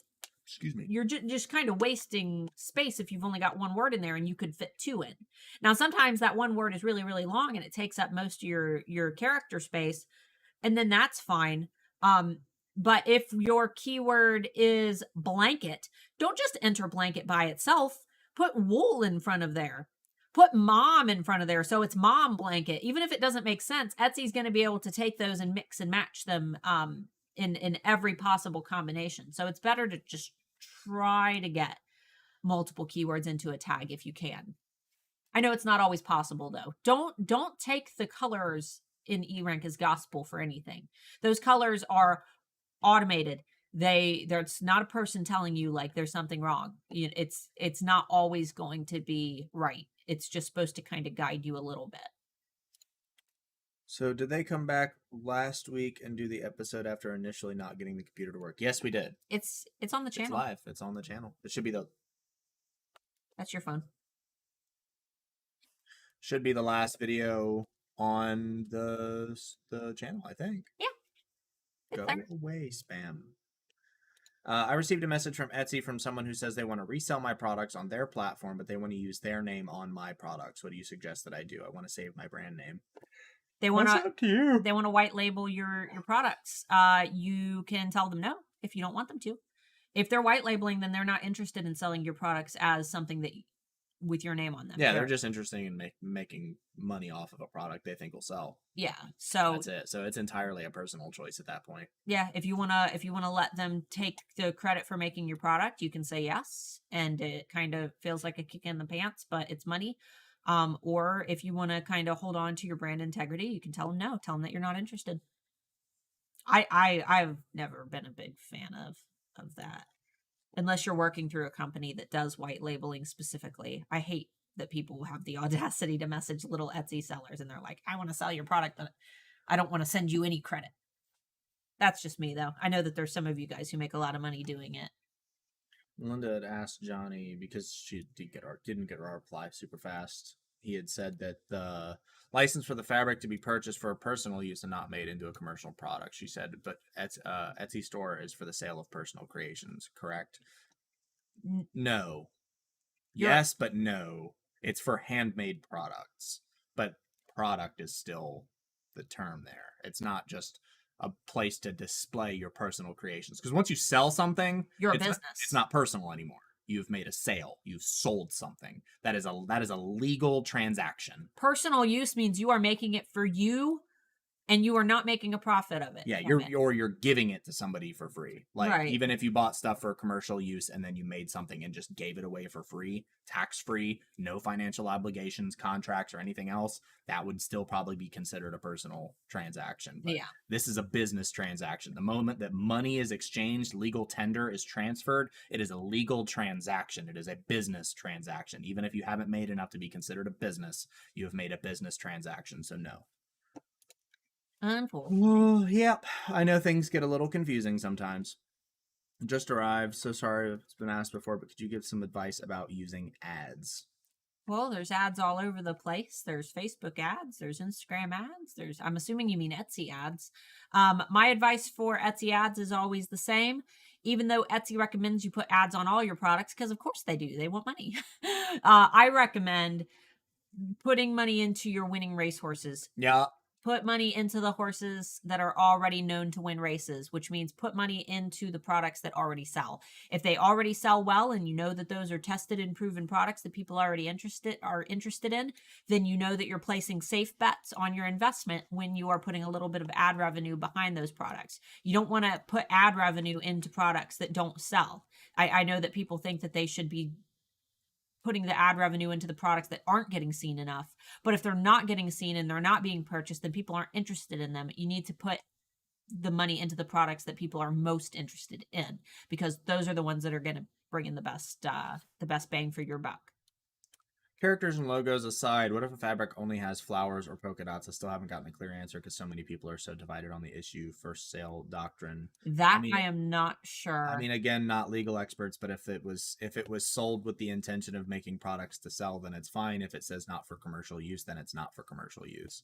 If you're entirely unsure, like, just contact the company. Like, there's more than likely a way to contact them. It's probably going to take them a couple weeks to get back to you because they probably have like one person sitting in a back room answering emails, because it's not something that they get emails about all the time. But yeah, send them an email, try to contact them, do what you can to because I mean, it's business is all about taking risks, but not ones where you know that you're possibly intentionally doing something illegal. It's just not worth it. I think that flowers and things are a little different than licensed characters. Right. But them printing it on the specific type of material from their factory could still be something that is their property. So you should always be sure that what you're using is something that's intended for use in products that you're selling. Just be careful. Never hurts to ask. Never hurts to send that email. I would rather send a quick email to a company than risk getting my shop shut down. Yeah. Yeah. Johnny said it's for commercial sales that are handmade. Just because it's handmade doesn't mean it's within the license. Also, I would assume the flower patterns might be out of license too. Always assume the worst and plan for the best. I need to transfer my domain name to a different host. Any advice on what to watch out for to make sure everything is done correctly? I mean, honestly, go with a legitimate company that you trust to do it. We had HostGator to start off with, hated it, got almost no support whatsoever. They sucked. Some people have had good success with them, but I hated it. Excuse me. And we moved over to SiteGround, and they did everything. I love SiteGround did everything for me. They have like 24/7 chat support that answers within minutes. Like, they are just the bee's knees. I love SiteGround. I can't promise you'll have the same experience. I haven't had to correspond with them in months. Actually, it's been over a year since I've had to talk to our site provider. But yeah, get with somebody that you trust. If you trust a company like SiteGround to do it for you, they'll run through you. There still might be some stuff that you've got to do, but the thing, like when I was setting up our website, I was a newbie at all this kind of stuff. I just had my website and all the stuff open on one side of my screen, and I opened up my chat, and I had somebody run through. They just sat there and waited for me to ask questions while I was transferring stuff to the website. You might not get a chat agent that's like as nice, but you probably will. I mean, and you can say, "Can you wait here while I do this? Can you stay on the line?" Yeah, and they absolutely will. And the chat person that you get assigned to, it actually shows the number of how many people they've assisted and their like star rating with reviews. Like they don't keep people that suck at their jobs at SiteGround. So. I love SiteGround. Yeah, me too. I also strongly appreciate you not assuming. Yeah, I don't like to assume. You never know anymore. Oh, by the way, guys, Instagram now allows you to put your pronouns. So if you haven't been able to do that, I mean, obviously, if you are working as your business and your business is the entity, you don't need to. Then you don't need to. You don't need to do it anyway, right? Unless your business is like your name or something. But you can update your pronouns via your Instagram bio. So I thought that was really cool. I think that's really good. Very, very progressive. And if you don't like it, then grow up. That's true. I have 135 items in my shop. Some have different size variations. My question, is there an easier way to keep track of how many of each size is left? I've been so busy and I struggle to keep track. I tried to do a spreadsheet, but it's hard to update when I am crazy busy. I don't know if Vella does that. Does anybody know if Get Vella? Amber, do you know if Vella does that? You use Vella, don't you? There are I think Vella. There's tracking software that are partnered with Etsy that are like that you can integrate that will track like inventory management softwares. I think that Vella does it. Yeah, I think there's a few. As of right now, I'm not sure, but I think that Vella does it. We'll wait until somebody in the chat replies. Yeah. Hi, I have a Facebook page I would like to delete to recreate later once I have updated my Shopify site, but it's not letting me delete my page. I tried to delete our Gooberbox page like 3 years ago, and it still does not delete. Yeah, I think they keep it on there just in case you've done some illegal crap because there's so many pages out there that do so much stuff. I don't think they let you delete pages. You might be out of luck. It took months and months and months, and now Gooberbox isn't accessible to anybody. But it still exists, and that's probably for legal reasons. Yeah. Because any kind of correspondence or like business transactions or something that you've done through the page, you might have done some illegal crap, and if they get rid of it, they no longer have access if a lawyer comes to them. All else fails, make a post on your page with the link to the new page, and then pin it. Make it a pinned post. Say, outdated page, please see this page for our updated page. If I wanted to make and sell something using a floral pattern fabric I bought off of Amazon, is it a copyright infringement? If it has a copyright? Once again, just make sure that you contact the companies because we are not sure. We would have to literally be holding your fabric in our hands and looking for like a label on it or something. You got to contact the companies. She said if they're Jack Sparrow armpit braids, that can be a thing. That's gross. Did you guys look up? No keyword matched your search request. Aww. Look at all you guys who went and searched for armpit braids. Is it, we kind of already answered this question, but is it best to put ads on your most popular listings or all of your listings? Most popular. I mean, during the holidays, if you want to have a heyday and spend a little bit more money, then you could try it. But I think that your best sellers are the ones that are most likely to make you money. So I would invest in. You don't go to the racetrack and bet on the horse that has like, you know, a limp and one eye. You bet on the one that everybody's betting money on. Armpit Detox seems to be doing great. Fantastic. Should I blow the lid off the whole world and tell people that detoxes aren't real? No, because I don't want to do. I'm the one who has to read the comments. They get mad at you, and I have to go and read through all the comments and block all the detoxes aren't real, and most of them are unhealthy. The only real detox is the one you get from your doctor when you have liver failure. Anyway, there we go. Supposedly, individual Etsy listings don't rank well in Google. Mostly, it's Etsy market pages that rank. Does offsite backlinking to an individual listing help it rank in Google SERPs? Okay, so ranking on Google is insanely hard for multiple reasons. The reason and keep in mind, Etsy does not read your listing descriptions. Google does. Google reads your title. Google reads your listing descriptions. They look for keywords that are going to help them index whatever it is that you're selling. But the problem with trying to rank on Google for a singular Etsy listing is that when Google ranks Etsy in search, they rank a search page. I very, very seldom see them rank a listing. If you type in something, handmade diamond and opal engagement ring, you will probably get Etsy in one of your Google, query results. but it's not going to be a single listing. It's going to be a search page of items that use those tags and titles as if someone had typed those words directly into Etsy search. I never see singular listings.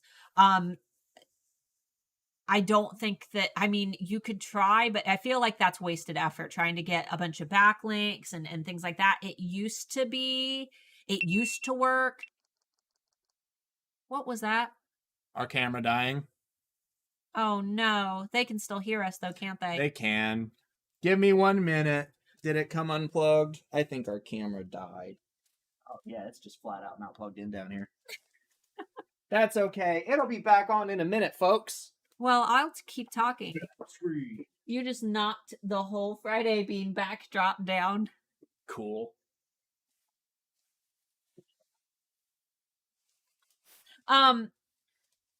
Basically, when you guys are doing your SEO, though, I would really focus on trying to make Etsy happy. Etsy and Google are like completely different animals.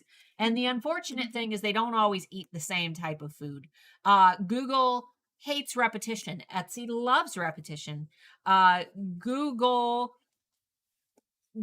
reads your descriptions. Etsy doesn't read your descriptions. It's to me, I feel like the best place that you can invest your energy into is really trying to feed the Etsy animal.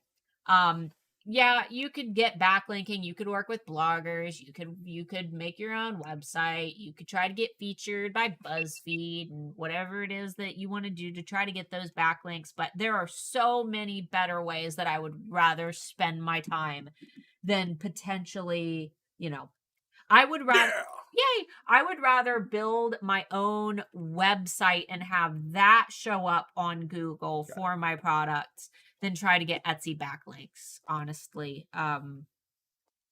It just, to me, it doesn't seem like a good use of time. Tina said, is the Mandela effect real? Yes. Yes. Google Sinbad, the actor Sinbad, and Mandela effect. There's a movie from the 90s that everybody thinks happened that never existed. So yeah. Yeah, it's a real thing. And the wild thing about it is that it's like, if you ask people that grew up in the generation that like we grew up in, and you ask them about, I forget what the actual movie's called, but you ask them about this specific movie, like 95% of people will tell you that it was real. And they'll tell you things about the movie and things that happened in the movie, and it never existed. The movie never existed. There's no evidence of it whatsoever. It's crazy. If you look it up on YouTube, there's a good video about it. But yes, it is real.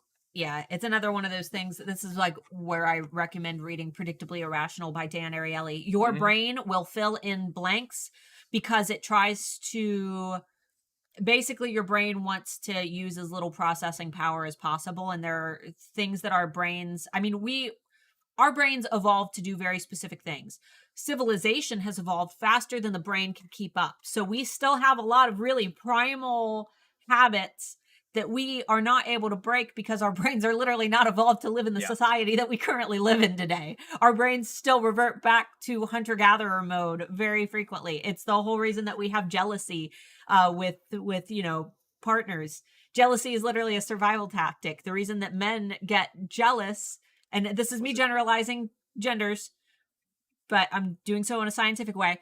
The reason that men typically feel jealous is because a man's job in nature is to breed, create an offspring, and stick around at least long enough to protect the vulnerable carrying female and be able to forage for the baby until the baby comes of age. And then technically we are a species that would branch off, and that male could move on to mate with other partners, but we're still evolved to do that. We still have that jealousy where that man wants to make sure that he is jealous, therefore he stays around so that he does not stray from the partner while she is vulnerable with the baby. I love it. It's my favorite thing to learn about in the whole world, is how our brain just doesn't keep up. She gets on me for nerding out. I love it. It's my favorite thing to learn about ever. I love finding out how like animalistic we really, really are when it comes to our brain. It's my favorite thing in the world. And Amber had said that it was about the book thing. Oh, Amber and I are going to be doing a book club for the alphas. We're going to be choosing probably a book a month, a businessy psychology book that we can all read together your own time. But then at the end of the month, we're thinking that we'll do a live stream where we kind of talk about it. That way, if you don't know what the big important parts were, you can listen to it. If you didn't have time to read the book, you can just listen to our notes and get, a little overview. But we're going to do it like a fun little book club thing. And we're going to start with some really good business psychology books. Should an Etsy shop owner think of themselves first as an employer of Etsy and second as a personal business owner? Would catering to Etsy make a shop owner more successful? I like to think of an Etsy shop owner as somebody like renting a kiosk at a mall. Yeah, you're a business. You're just selling on Etsy, but your business can sell anywhere. You are a business owner. You just happen to be hosted on Etsy, but you could take your business and put it on Amazon. You could take your business and put it on a website. Etsy doesn't own your business. You own your business. You file taxes for your business name, not as Etsy. You are not an employee of Etsy. Etsy is just taking a fee, as would a web host. If you were selling on your own website, you would be paying a fee to your web hosting. If you were selling on Amazon, you would be paying a fee to Amazon. So you are a business owner. Etsy is a platform. Excuse me. I wish I lived in Ohio, but maybe I will just road trip it. I need a metal show for the love of God, and I can see Starla. Yes. However, anybody that's planning on coming to the show, a couple things. She's going to be busy like the whole time running our merch table and taking pictures and doing other stuff, so there won't be a whole lot of like fun time. And there are VIP tickets available. If you message me, you can get those. It's like a meet and greet with the bands. I think we're eating and having drinks and stuff like that before the show. But my band is going on first, so we probably won't be interacting much. I will be busy the whole time, so I won't have any time for bring fun, a friend. You guys can come meet me, but bring a friend because I don't want to abandon you all by yourself. We had one person who wanted to come all by herself, and like metal was not her thing. I mean, it's not. Let's be real. It's not like metal. It's like Bullet for My Valentine and A Day to Remember style metal. Yeah. The kind of metal that I do in my personal time is a lot different than what I play with my band.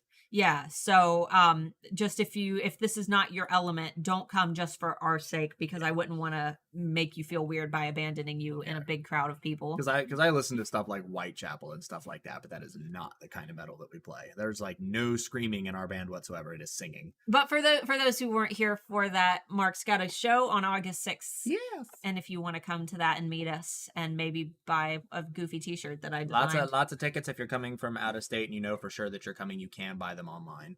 Yeah, just message us. I would message his band page. Message the band page directly. It's the Rendering Silence. You can message. Find us on Facebook. Follow us there. Or Instagram. That way when we post music in the next month or so, you can share it and jam it. Now I want to know what else gets braided, but I'm scared to search everything. If it's Harriet, it gets braided. That's for sure. You can. If it's Harriet, it gets braided. Use your imagination. I'm consider coming to the show in August. Do it. I'm brand new. How hard or crazy is it to build 2 sites? I'll start with my metal sign line, only 25 products, and then my art site. Oh, it depends on how elaborate you are and like how you want to do it, really. You're one person. And we don't know how technologically advanced you are. You're one person. I tried to build 2 shops once and I did not do it. I see people who do it. I see people who do it all the time. I was not able to do it. Building 2 shops does not mean... I think they're saying sites. Websites. Sites? Or I think they mean Etsy shops. It's hard. You are not... Two shops does not mean double money. 2 shops means double work, double branding, double marketing, double customer service, double creation. You're doubling everything. Do you have the time and ability and the desire to double everything? Get one of those shops sustainable first. Get it to the point where it's profitable before you decide to make another one. That's my advice for your sanity as someone who very much values being able to run a business but also enjoy their life. I know that I don't want my world to 100% be business day and night, and I'm sure that you guys probably need a breather every once in a while too. So I get one of those businesses profitable before you try to expand out, if you want my personal Starla cares about you advice. Do you still run your Etsy jewelry shop? At the moment, we do not. My Etsy jewelry shop still exists. It's in the nether right now, sitting in limbo in a mysterious state of I don't know. I don't know what the history or what the future of my jewelry shop is going to be. I was very attached to it. As you can see, I've got one of my pieces tattooed on my arm. I was very passionate about it. You guys have consumed so much of my time that, I mean, you guys got to consider how much of my life is still dedicated to Etsy, despite the fact that I only have one Etsy shop now. I've got Alpha Adapt, where we do Alpha merch. The Friday Bean hoodie is not available yet, but he's wearing one. Yo. I also am a manager at erank.com, where I constantly have to stay on top of all things Etsy, all things Etsy change, all things Etsy SEO. My biggest fear with stopping Art by Starla Moore, when I realized that I didn't have time for it, was that you guys would no longer find me credible. But now I'm to the point where I've got another Etsy shop running with Amber Marie. I work for eRank. I am a manager at eRank. I know everything that Etsy does. One of my jobs is to monitor everything that they do. And I kind of hit that point where I'm like, if you guys don't think that I'm credible just because I decided to stop running Art by Starla Moore, then tough luck, I guess. But I think that if I decide to do anything with Art by Starla Moore, it'll be occasional celebratory pieces that I sell at very high prices, just to make my heart feel good, because I still am very passionate about that business and I loved what I did, but it was a very time consuming thing, and you guys are time consuming. I love you guys. I'm not gonna lie to you though. You guys are very time consuming. At the end of the day, it's work. We care about you guys a lot, but it is work, and it takes a lot of effort. I get so many emails from people saying I don't know how you do everything you do. And I don't either. And I don't either, because I run the Alphas, the Alpha YouTube channel, the Alpha Academy, Alpha Adapt, our Etsy shop. I wrote a book and I'm doing all the marketing for that. I do all the marketing for his band. I've got a lot that I have to manage. So I don't know. I don't know what the future is. I currently have just kind of put my shop on standby until I make a decision. I don't think I'll ever just like shut all the Art by Starla Moore stuff down. I think that I will occasionally, make a jewelry piece here and there. Yeah, just to make me happy. Who do you like for print-on-demand products? I want to do tees, mugs, prints, cosmetic bags, you name it. We like Printful. I love Printful. These are Printful. I just ordered like 115 some odd shirts for my band from Printful. I like their embroidery work the best. Their print work isn't my favorite. We've got quite a few printed tees from them, and they're not great. Mm-hmm. I mean, they're okay. It's hard without paying a premium. It's hard to get like super extremely good quality prints. Their embroidery though, he's got embroidered. These are really nice, and they've got a really nice variety. And they always add new things. This is their blanket hoodies, and they're so soft. And I can't wait until we have these in the shop, because these are probably one of my favorite products so far. It literally is like a Snuggie. That is the exact material these are. They're a Snuggie. I love these. Licensing your art does so much better than individual paintings unless you're represented by a gallery agent. If my domain has been hijacked, what are my options? Should I drop the S at the end of fashions or add 48 representing the Bible verse I use with my type of type? Okay, so did they buy your domain out from under you, or did they legitimately like hijack your domain, like your domain expired and then they bought it out from under you the minute it expired and they're holding it ransom? Because if they just bought it beforehand and you didn't have a copyright and you don't have any intellectual property rights over the name prior to them buying it, then your choice is to just buy it. You're probably not going to be able to afford a lawyer that can beat them in that kind of case. If they hijacked your domain because you let it expire, you'd have a much more powerful case against them. Like, you're already using the website, they bought it out, and they're holding it ransom. I would contact a lawyer that specializes in internet-based crime. That's what I would do, in my personal opinion. But if you, I mean, it really just depends on how much you want to get into it. I mean, if all else fails, I would go with buying whatever domain name is the most unique. What did you say? Adding the 48 in there might actually set your brand apart a little bit more, because if they've already got the domain and you just drop the S, people are probably going to still go to the one with the S. Yeah, so adding the 48 might actually be enough of a variation. Exactly. It'll make it stand out a little bit more. sounds a little different. Thank you. Sorry to have banged on about the Swarovski thing. Guess what I'll be doing over the next few days. Yeah, I'm sorry. It sucks. That's why my business had to stop. Or Art by Starla more. I just kind of didn't get to reopen after our last holiday, but that's okay because I'm enjoying Alpha Adapt. It's fun. I've never done print on demand before, and it's a lot of fun. I like that we're doing things very different with Alpha Adapt, where we're actually ordering everything ourselves that we're selling to quality test, and I'm getting so much alpha merch. Rise and Conquer podcast, Manifestation Babe, Pretty Basic, Spilled Milk. Just talking about different podcasts. Just don't listen to any like, oh God, never mind. I'm not gonna get into that. Those people sound fine. Recommend any branding videos? Yep, got a bunch on the channel. Go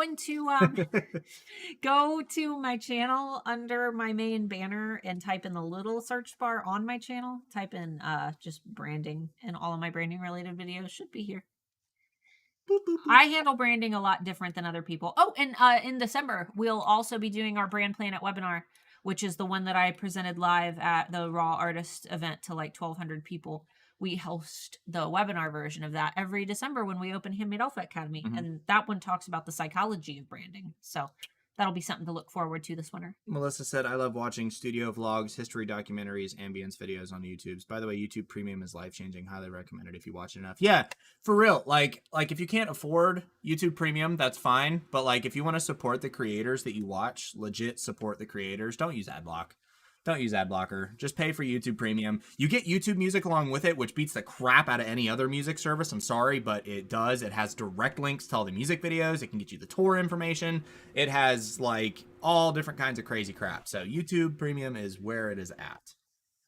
And we don't make enough off of YouTube for it to even be that big of a deal. So I'm not just saying that so we get more money. I use YouTube Premium. I quit Pandora and all the other companies years ago. I hate them. For those who are wondering how much we make per Friday Bean episode, with I think we've got like 21,000 subscribers, we usually make about $30 per episode of the Friday Bean. And that's after like a couple of months worth of getting views. That's not like right when it airs we make $30. It's like out over the course of like 3 or 4 months it makes like $30. Yeah. So monetization is great. It's great to have that little bit, you know. We usually invest it right back into the channel. But yeah, it's definitely a perk. I think you have to have over 10,000 subscribers to get YouTube YouTube monetized. God, Verizon's stupid. You want some AirPods Pro? We know you don't own anything Apple, but you want some AirPods? Oh, also, as far as like watching history stuff, one of the ones that I really enjoy, we watch it at night sometimes. Not child friendly, but Count Dankula.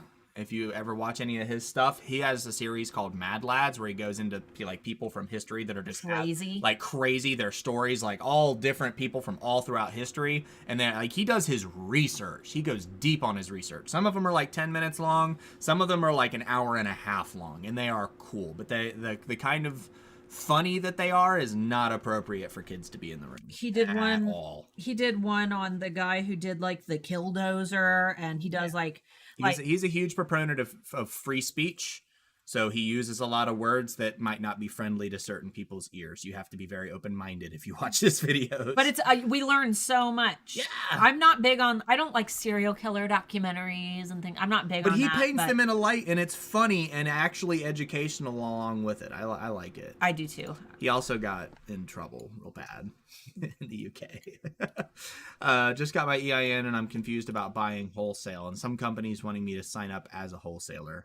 Not wanting to resell these products, just to use in my process. I'm new to the EIN. Unfortunately, I'm not sure. You might want to post in the Handmade Alpha Facebook community. Just for the record, guys, I've never in my life done wholesale. Everything that I know about wholesale, I know by talking to Amber Marie. It's not something that I've personally done, and she has taught me everything that I currently know about wholesale. So my recommendation would be to post in the Handmade Alpha Facebook community, and also just make sure that you have an open line of communication with those that you're working with in terms of wholesale, because they might be able to answer your questions for you. Okay. There's an international wholesale company called Fair. They charge an initial commission of 25%, then 15% per order going forward. I raised my prices 10% to help absorb some of the commission pain. but you reach customers you would never reach otherwise. Now, we've got a lot of people. We're going to be doing a video with Amber about FAIR. I will say that there have been several people who have tried to post their like FAIR commission links into the alpha community without disclosing that those are affiliate links. We will immediately remove them. You are not allowed to post them because I think that the people who posted them got like $500 per referral or something ridiculous. We know what you're doing and you're not allowed to do it, and we will remove your links. We will be doing a more official video on FAIR because there are a lot of red flags that Amber wants to cover with you guys. A lot of things that could cost you a lot of money and things that before you sign up for FAIR, you should be aware of. We just need to give Amber a little bit more time to kind of feel comfortable because she's still working with FAIR and learning. Here's a good one. Okay. On the trademark topic, what if you're making something from an existing item? For example, like a Mickey shirt turned into a child's dress. I'd say you're still riding that fine line of probably not. Yeah, you can't. The thing is, Disney doesn't care about the details. Disney's going to look at what you're selling, and if it has their character on it, they're going to go after you. Yeah, it's like, is the object still recognizable enough from its original form that you can tell exactly what it was? That's like people that make like scrap art where they'll take like 15 different products and they'll just tear them all apart and make big art displays out of them. Yeah, those are legal. Those are legal to sell, but that's because all of the parts being used are completely unrecognizable from what they used to be. They can't be reassembled or reused as the product. They're completely original pieces of art made from just torn up pieces of stuff. And you can't, like clothing, that you can't really get away with that with something like clothing. And it doesn't matter. I mean, you put 3 circles together and it's Mickey Mouse and you can get in trouble. So. Yeah, exactly. And we did have somebody say, Mama says, I sent you an Insta message with a direct response email from Warner Brothers on fabric copyright infringement. So in your Instagram. Oh, take a look at that while I get the next question read out. Okay. Let's see here. I'll go ahead and get that pulled up. I'm going on vacation in 10 days, and I'm afraid to put my Etsy on vacation mode. The last time that I did, this was my 1 year on Etsy, and after that, my sales dropped. I'm assuming she meant SEO, was not good at the time because I didn't know anything about it. I set my shipping time to 3 to 4 weeks to see if my sales drop a little, not affecting my SEO. Okay, so when it comes to, all right, I've got the email up. When it comes to vacation mode works the exact same as if your items were out of stock or if your items were deactivated. It has nothing to do with being on vacation mode, and you could put your vacation mode, turn your vacation mode on for like, a day and it not have any effect. Etsy's not like, oh, vacation mode, we must take these products out of search. That's not how it works. What matters is that people are not able to interact with your listings. That is what builds a listing quality score. Traffic to your listings, people clicking on them, people favoriting them, people finding them in search, people buying them, people reviewing them. When people can no longer do that, Etsy no longer sees activity flowing in from those listings, whether that's because it's sold out and is sitting in your sold out listings for a couple days, whether you deactivated it, whether, you're on vacation mode, it doesn't matter. People can't interact with them. And that is what matters most. And the longer that people can't interact with them, the farther down you're going to fall in search results. And you're going to have to climb back up when you relist. You're going to have to build those listing quality scores back up through people engaging with your listings in order to be seen in search in higher positions again. So my recommendation is when you come back from vacation mode, do some external marketing. Send people directly to your shop from social media and try to get them to buy that way, because purchases and interaction with your listing is going to help that listing to regain its traction and boost back up in search. So let me go ahead and pull up this email. Yeah, go for it. I will not say the person's name. This is an email from Warner Brothers, okay? From, it looks like Harry Potter. All right, so here is your guys' answer for everybody who's wondering what will happen if you use a product with trademarked terms, copyright infringement. Also grain of salt, because we don't know, obviously we can't verify the origin or anything like that, but we trust it. Yeah, all right.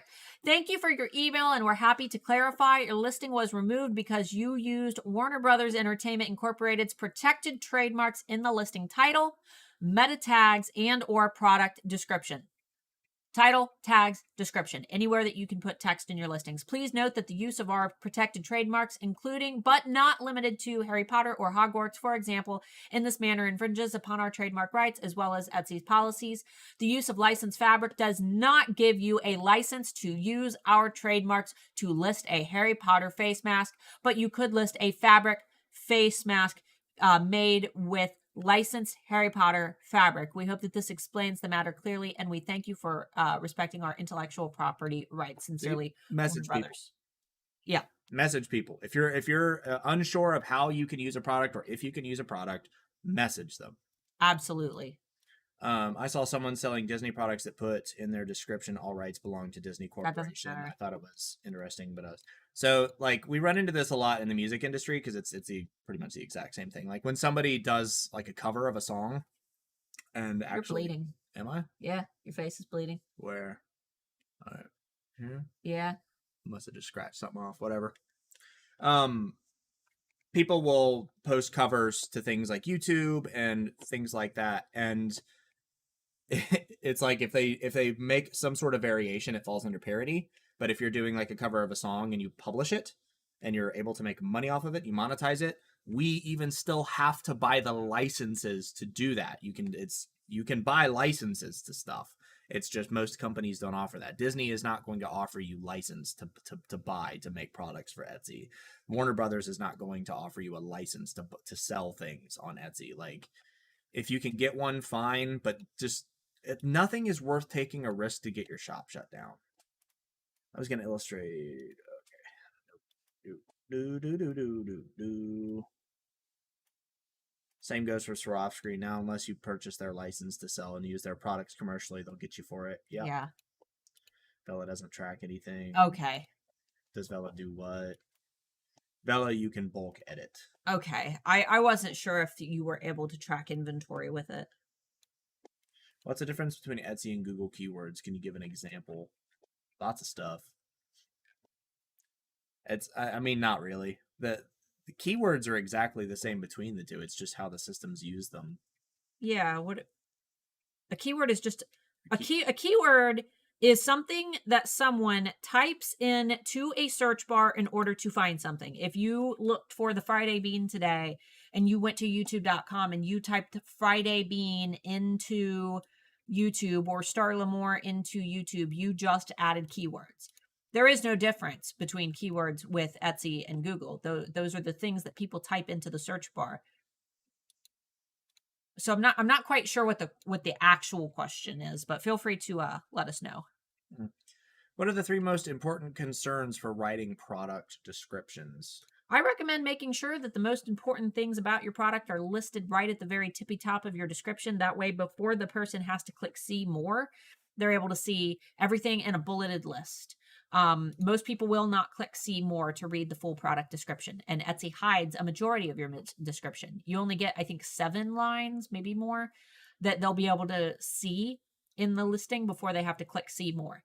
So anything that they need to know about shipping, materials, the size, customization information, yada yada, should be right at the very tippy top of your description. Yeah, like if there's a specific way to use your product or something like that, or say you were purchasing a product and you were unsure if it had a specific part or a specific aspect to it, based on the photos, make sure that that's like front and center. Like if you sell a pendant and it doesn't come with a chain, you should probably be pretty clear that it doesn't come with a chain. You know what I mean? Yeah.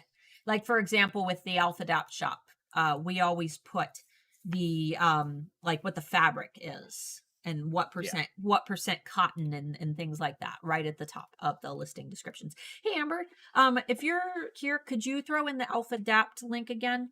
Guys, just for those who are just joining us, Alphadapt, we have restocked our 3 champion tie-dye hoodies.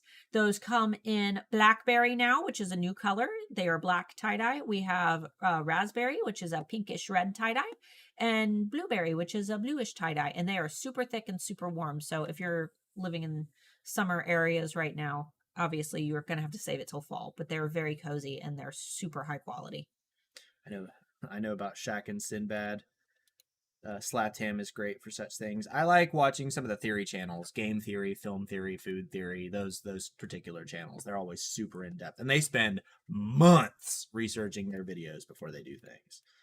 Gotta feed my dog, blah blah blah blah blah blah blah blah. Miniature poodle drama queen. All dogs are drama queens. Shazam, I 100% remember that movie. No, you don't. You think you remember that movie. I'd be a terrible hunter-gatherer. I think that all the time. I can't even reach the top shelf of the kitchen cabinets.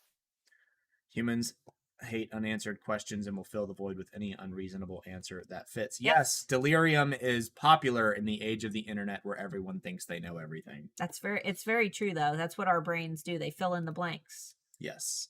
And that's kind of the problem of having access to information all the time. Even though people don't use it to look up things, they think they do. They think they know everything all the time. That's why anytime anybody asks a question, everybody's got an answer to it. And 9 times out of 10, the answer is wrong. And that's why everybody's so confused about everything, and nobody knows how the world works, and everybody's confused about politics and the world. And we're not going to get into this big conversation, but like human brains. Do yourself your justice, and if you have a question about something, don't go off of what somebody tells you. Do your legit research. Find periodicals. Find peer-reviewed studies. Yeah. All right. Shazam. I love Sinbad. Never heard of the movie. Maybe I'm too old because Shazam never happened. Not with Sinbad, at least. That's that is the whole thing, is that there is a movie. Now, there is a video I just saw where apparently they showed Sinbad in it, like footage appeared from it, but I haven't watched it. I'm assuming it's probably just deep faked on there. But yeah. Can I put all of my products on one Etsy site then? They're the one that asked if they could do the art and signs separate, I think. You can do anything you want to do. The question is it cohesive? You can tell we're starting to get drained. And will you be able to market it together? It's more that if they're signs and your theme is signs, then your theme is signs, and that's great. And then that'll totally fit. If you were selling, let me think, what are some really like drastic left to rights? If you were selling baby nursery decor and gentleman's club decor, maybe separate them out. Like just as long as they fit. But if they don't fit, if they don't fit, in your brain, okay, those things don't go together. Fitness themed water bottles and armpit braids. Exactly. If they don't fit together, then you'll know that they don't fit. What is the cohesive element? What is the thing that you want to make sure that the target audience is the same? This person asked the same question as the other one, but I think it's under a completely different name. So I'm just going to skip that one. We already answered it. So it was available last week and now it's not. Thank you. Oh, that was the domain. Gotcha. Oh, okay. Amber does not send you the Friday bean pattern. Did you look at it? I did. I love it. Why doesn't Etsy add sound for the videos that we post? Because they don't want you to. There's no sound for our Etsy videos. That's the whole problem with it, is that like it's stupid, but people would abuse that. Like it would become meme central, and that's a whole nother system Etsy would have to add, is an algorithm that could go through and make sure that there's nothing inappropriate or abusive or copyright music. That's like a whole extra game that it's don't expect that to ever happen unless Etsy like integrates with Amazon or YouTube or somebody that's already got that kind of technology built in. You're never going to have sound in your listing videos. I guarantee it. Yeah. I mean, what do you need sound for? What is it? If it was like a wind chime or a musical instrument? Yes, but still. I have no problem with YouTube ads, but I flat out stopped watching some channels that are overloaded with ads. We had that issue before. Believe it or not, for some of the smaller channels, it can be kind of hard for them to understand how it works and how ad rolls work and stuff like that. Our channel used to roll ads like every 5 minutes. And for a while, we had no control over it. Like, we couldn't change the ads until the video was done and like rendered. Like our stuff was just locked and grayed out. There's nothing that we could change. If there's ever ads every 5 minutes, please don't get mad at us, and please don't leave us hate mail where you're like, it's out of our control most of the time. just leave us a comment and say, hey, Starla, just to let you know, we're getting ads every 5 minutes, and I can usually go in and fix it. We'll do our best. But what I don't like is when people are like, I hate your channel, you money hungry, blah, blah, blah. I'm like, dude, calm down. I can fix it. We're not money hungry. YouTube art isn't our job. We do this for you. We need that $30 in ad revenue. Yeah, we'd be living on ramen noodles if we were going off of our YouTube. We make like $400 a month or something like that. And most of it's off of videos that are super old. It's true. Our highest performing videos are old. And way outdated. And most of them are even relabeled as outdated. Yeah, the biggest one is the Etsy shut down my shop, but that's only because bots are just all over it. But fortunately, bots give us ad revenue too, so I don't care.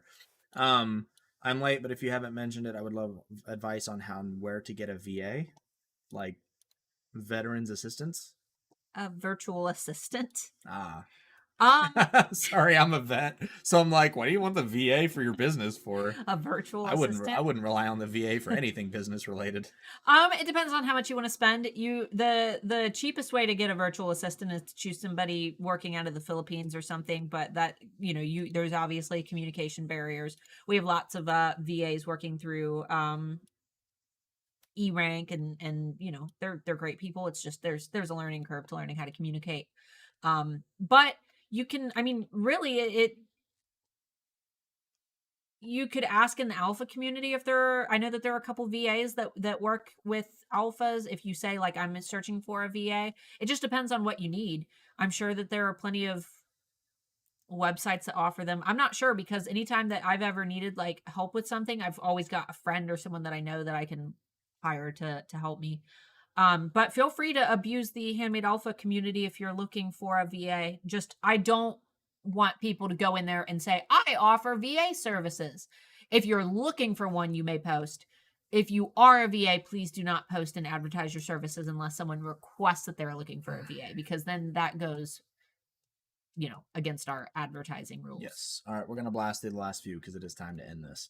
That's fine. When I designed a Cinderella castle for Disney, I couldn't even use the Cinderella castle. I had to design it from a castle in Germany that it was inspired from. That's how stingy Disney is. Yeah, Mickey doesn't play around. You ever watch South Park? That's how Mickey is. When purchasing a domain name, should I only buy the .com or the .net as well? It's up to you. It's totally up to you, but start with the .com if you can get it, because that's the one you're supposed to use. .com is what matters. If you buy the .net and .whatever, you can have all of those redirect to the .com. .com is the one that matters most. How many of you guys type in like a business .net when you're searching for something? We all know to type in .com. .com is the one that most of us are going to type. We're going to go down to Tina's last comment there. Anything after that last Tina or Dulcie comment, I'm not going to answer. Look up the Lennox Cinderella Castle figurine if you guys want to see it. I will.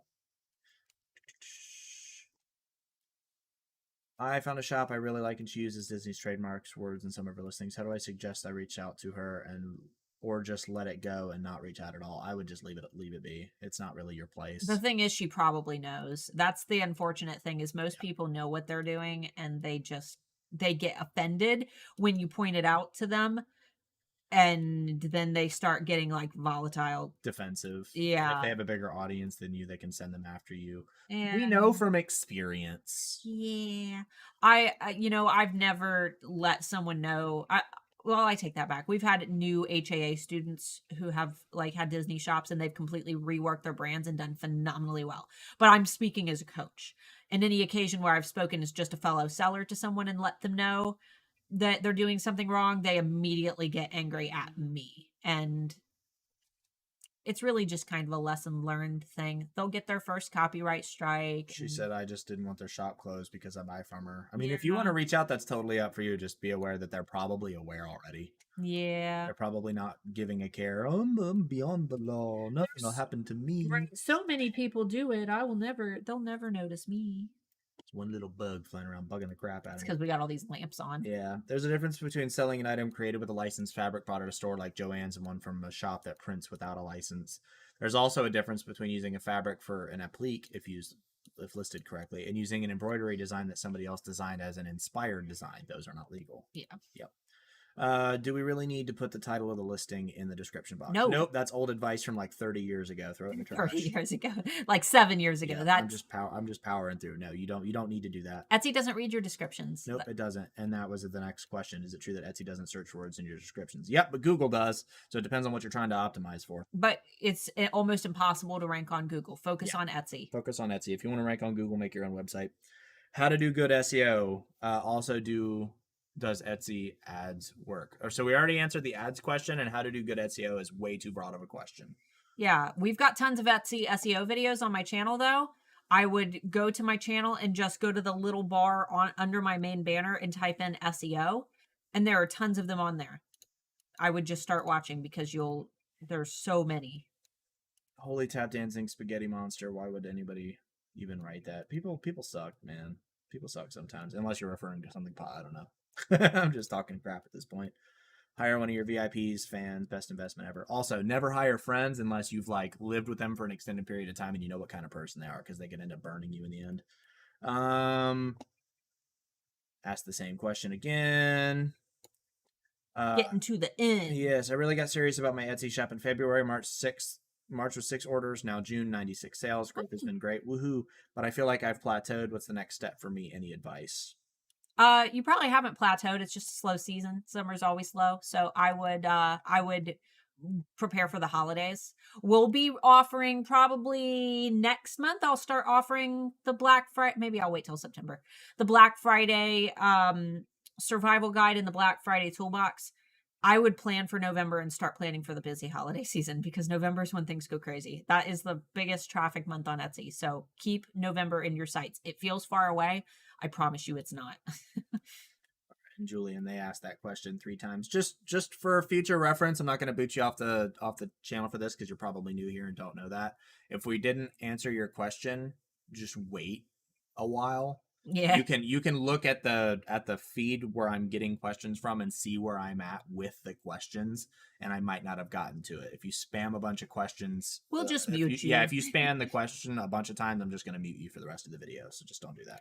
We love you. Anyway, when is your next academy? December 1st. December 1st. I want to speak to as a customer that wants to keep buying from her. Thanks. I thought they might not know, but you're right. That's also a possibility. There's a very good chance that they know. And if they don't know, then they're not ready for business yet. I'm so excited about November. So are we. We got to get the whole house. I wish I could eat more, but I'm going to be like a month away from finishing my program with my coach. Guys, Amber Marie is going to be coming from the UK to little old Ohio to hang out with us in November, and there will be lots of videos and fun stuff with her. Guys, things to keep an eye on if you're interested in us and what we have going on. Sure. August 6th, you can meet us in person if you're into music and going to a... Come see me play. Yeah, I wrote 2 new songs, and I've been spending like 10 hours a day programming stuff for the show. Yeah, that show's going to be in Dayton. We've got tickets available. I would message his page, either Instagram or Facebook. It is The Rendering Silence. Facebook, you're more likely to get a response. Instagram is linked to Facebook. It'll go into your That's Facebook true. inbox. The Rendering Silence, feel free to let us know if you want to go to that show. Tickets are $20. You can also buy VIP tickets and I think they're doing like a dinner beforehand where you get to something like that. I didn't know about this until like a few days ago. We've been a little disorganized of a show. We've been called to a VIP dinner, but if you want tickets to that, let us know. Our set will be about 40 minutes long, and then the other 2 bands have a set around an hour and a half long. So we are opening. We volunteered to open because the lead band, their bass player his wife is having a baby, and our bass player is playing bass for them too. So he needs a break in between bands to be able to play. He can't just play and then play again. So we volunteered to open. Also, guys, I wrote a sci-fi book. Yeah. I don't know how it happened. When my grandma passed away last August, I got real sad and decided that I was going to write a book. And now, almost a year later, I have a book. It is going through its final stages of editing, but if you want to get on the waiting list for it, or you want to just learn a little bit more about it, or you just want to see how I built the website and check it out, you can go to explorethechannel.com. Type that in the chat for me. No.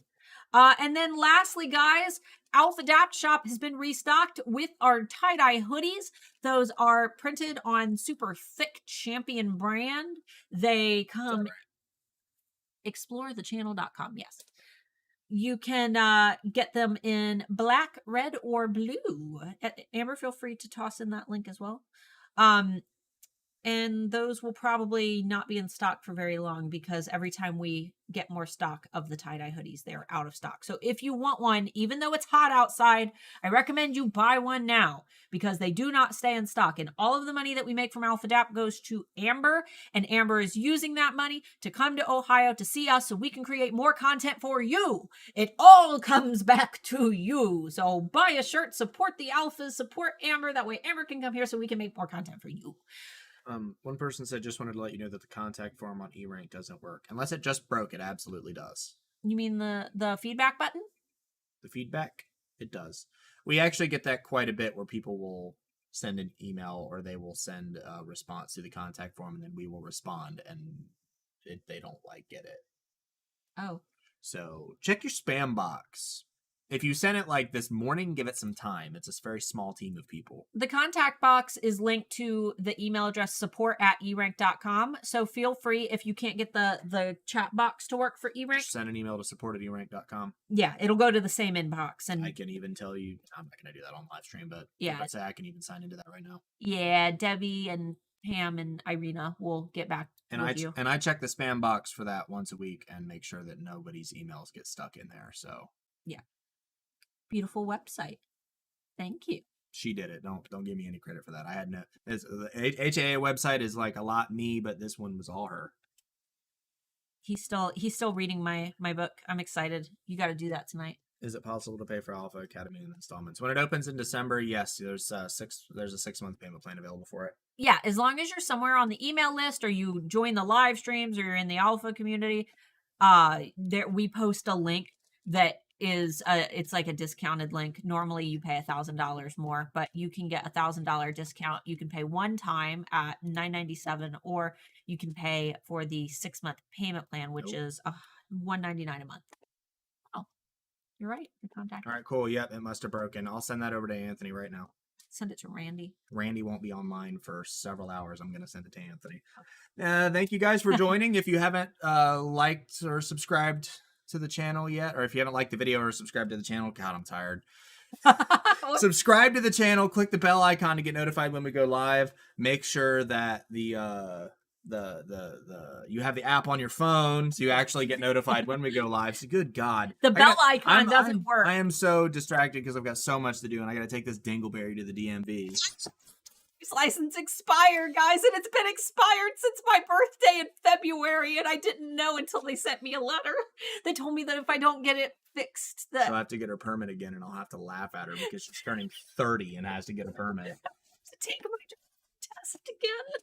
All right, thanks for letting us know, Jennifer. If you need support directly from eRank, you can support at erank.com. All right, guys. All right, we love you guys. We will see you guys next week.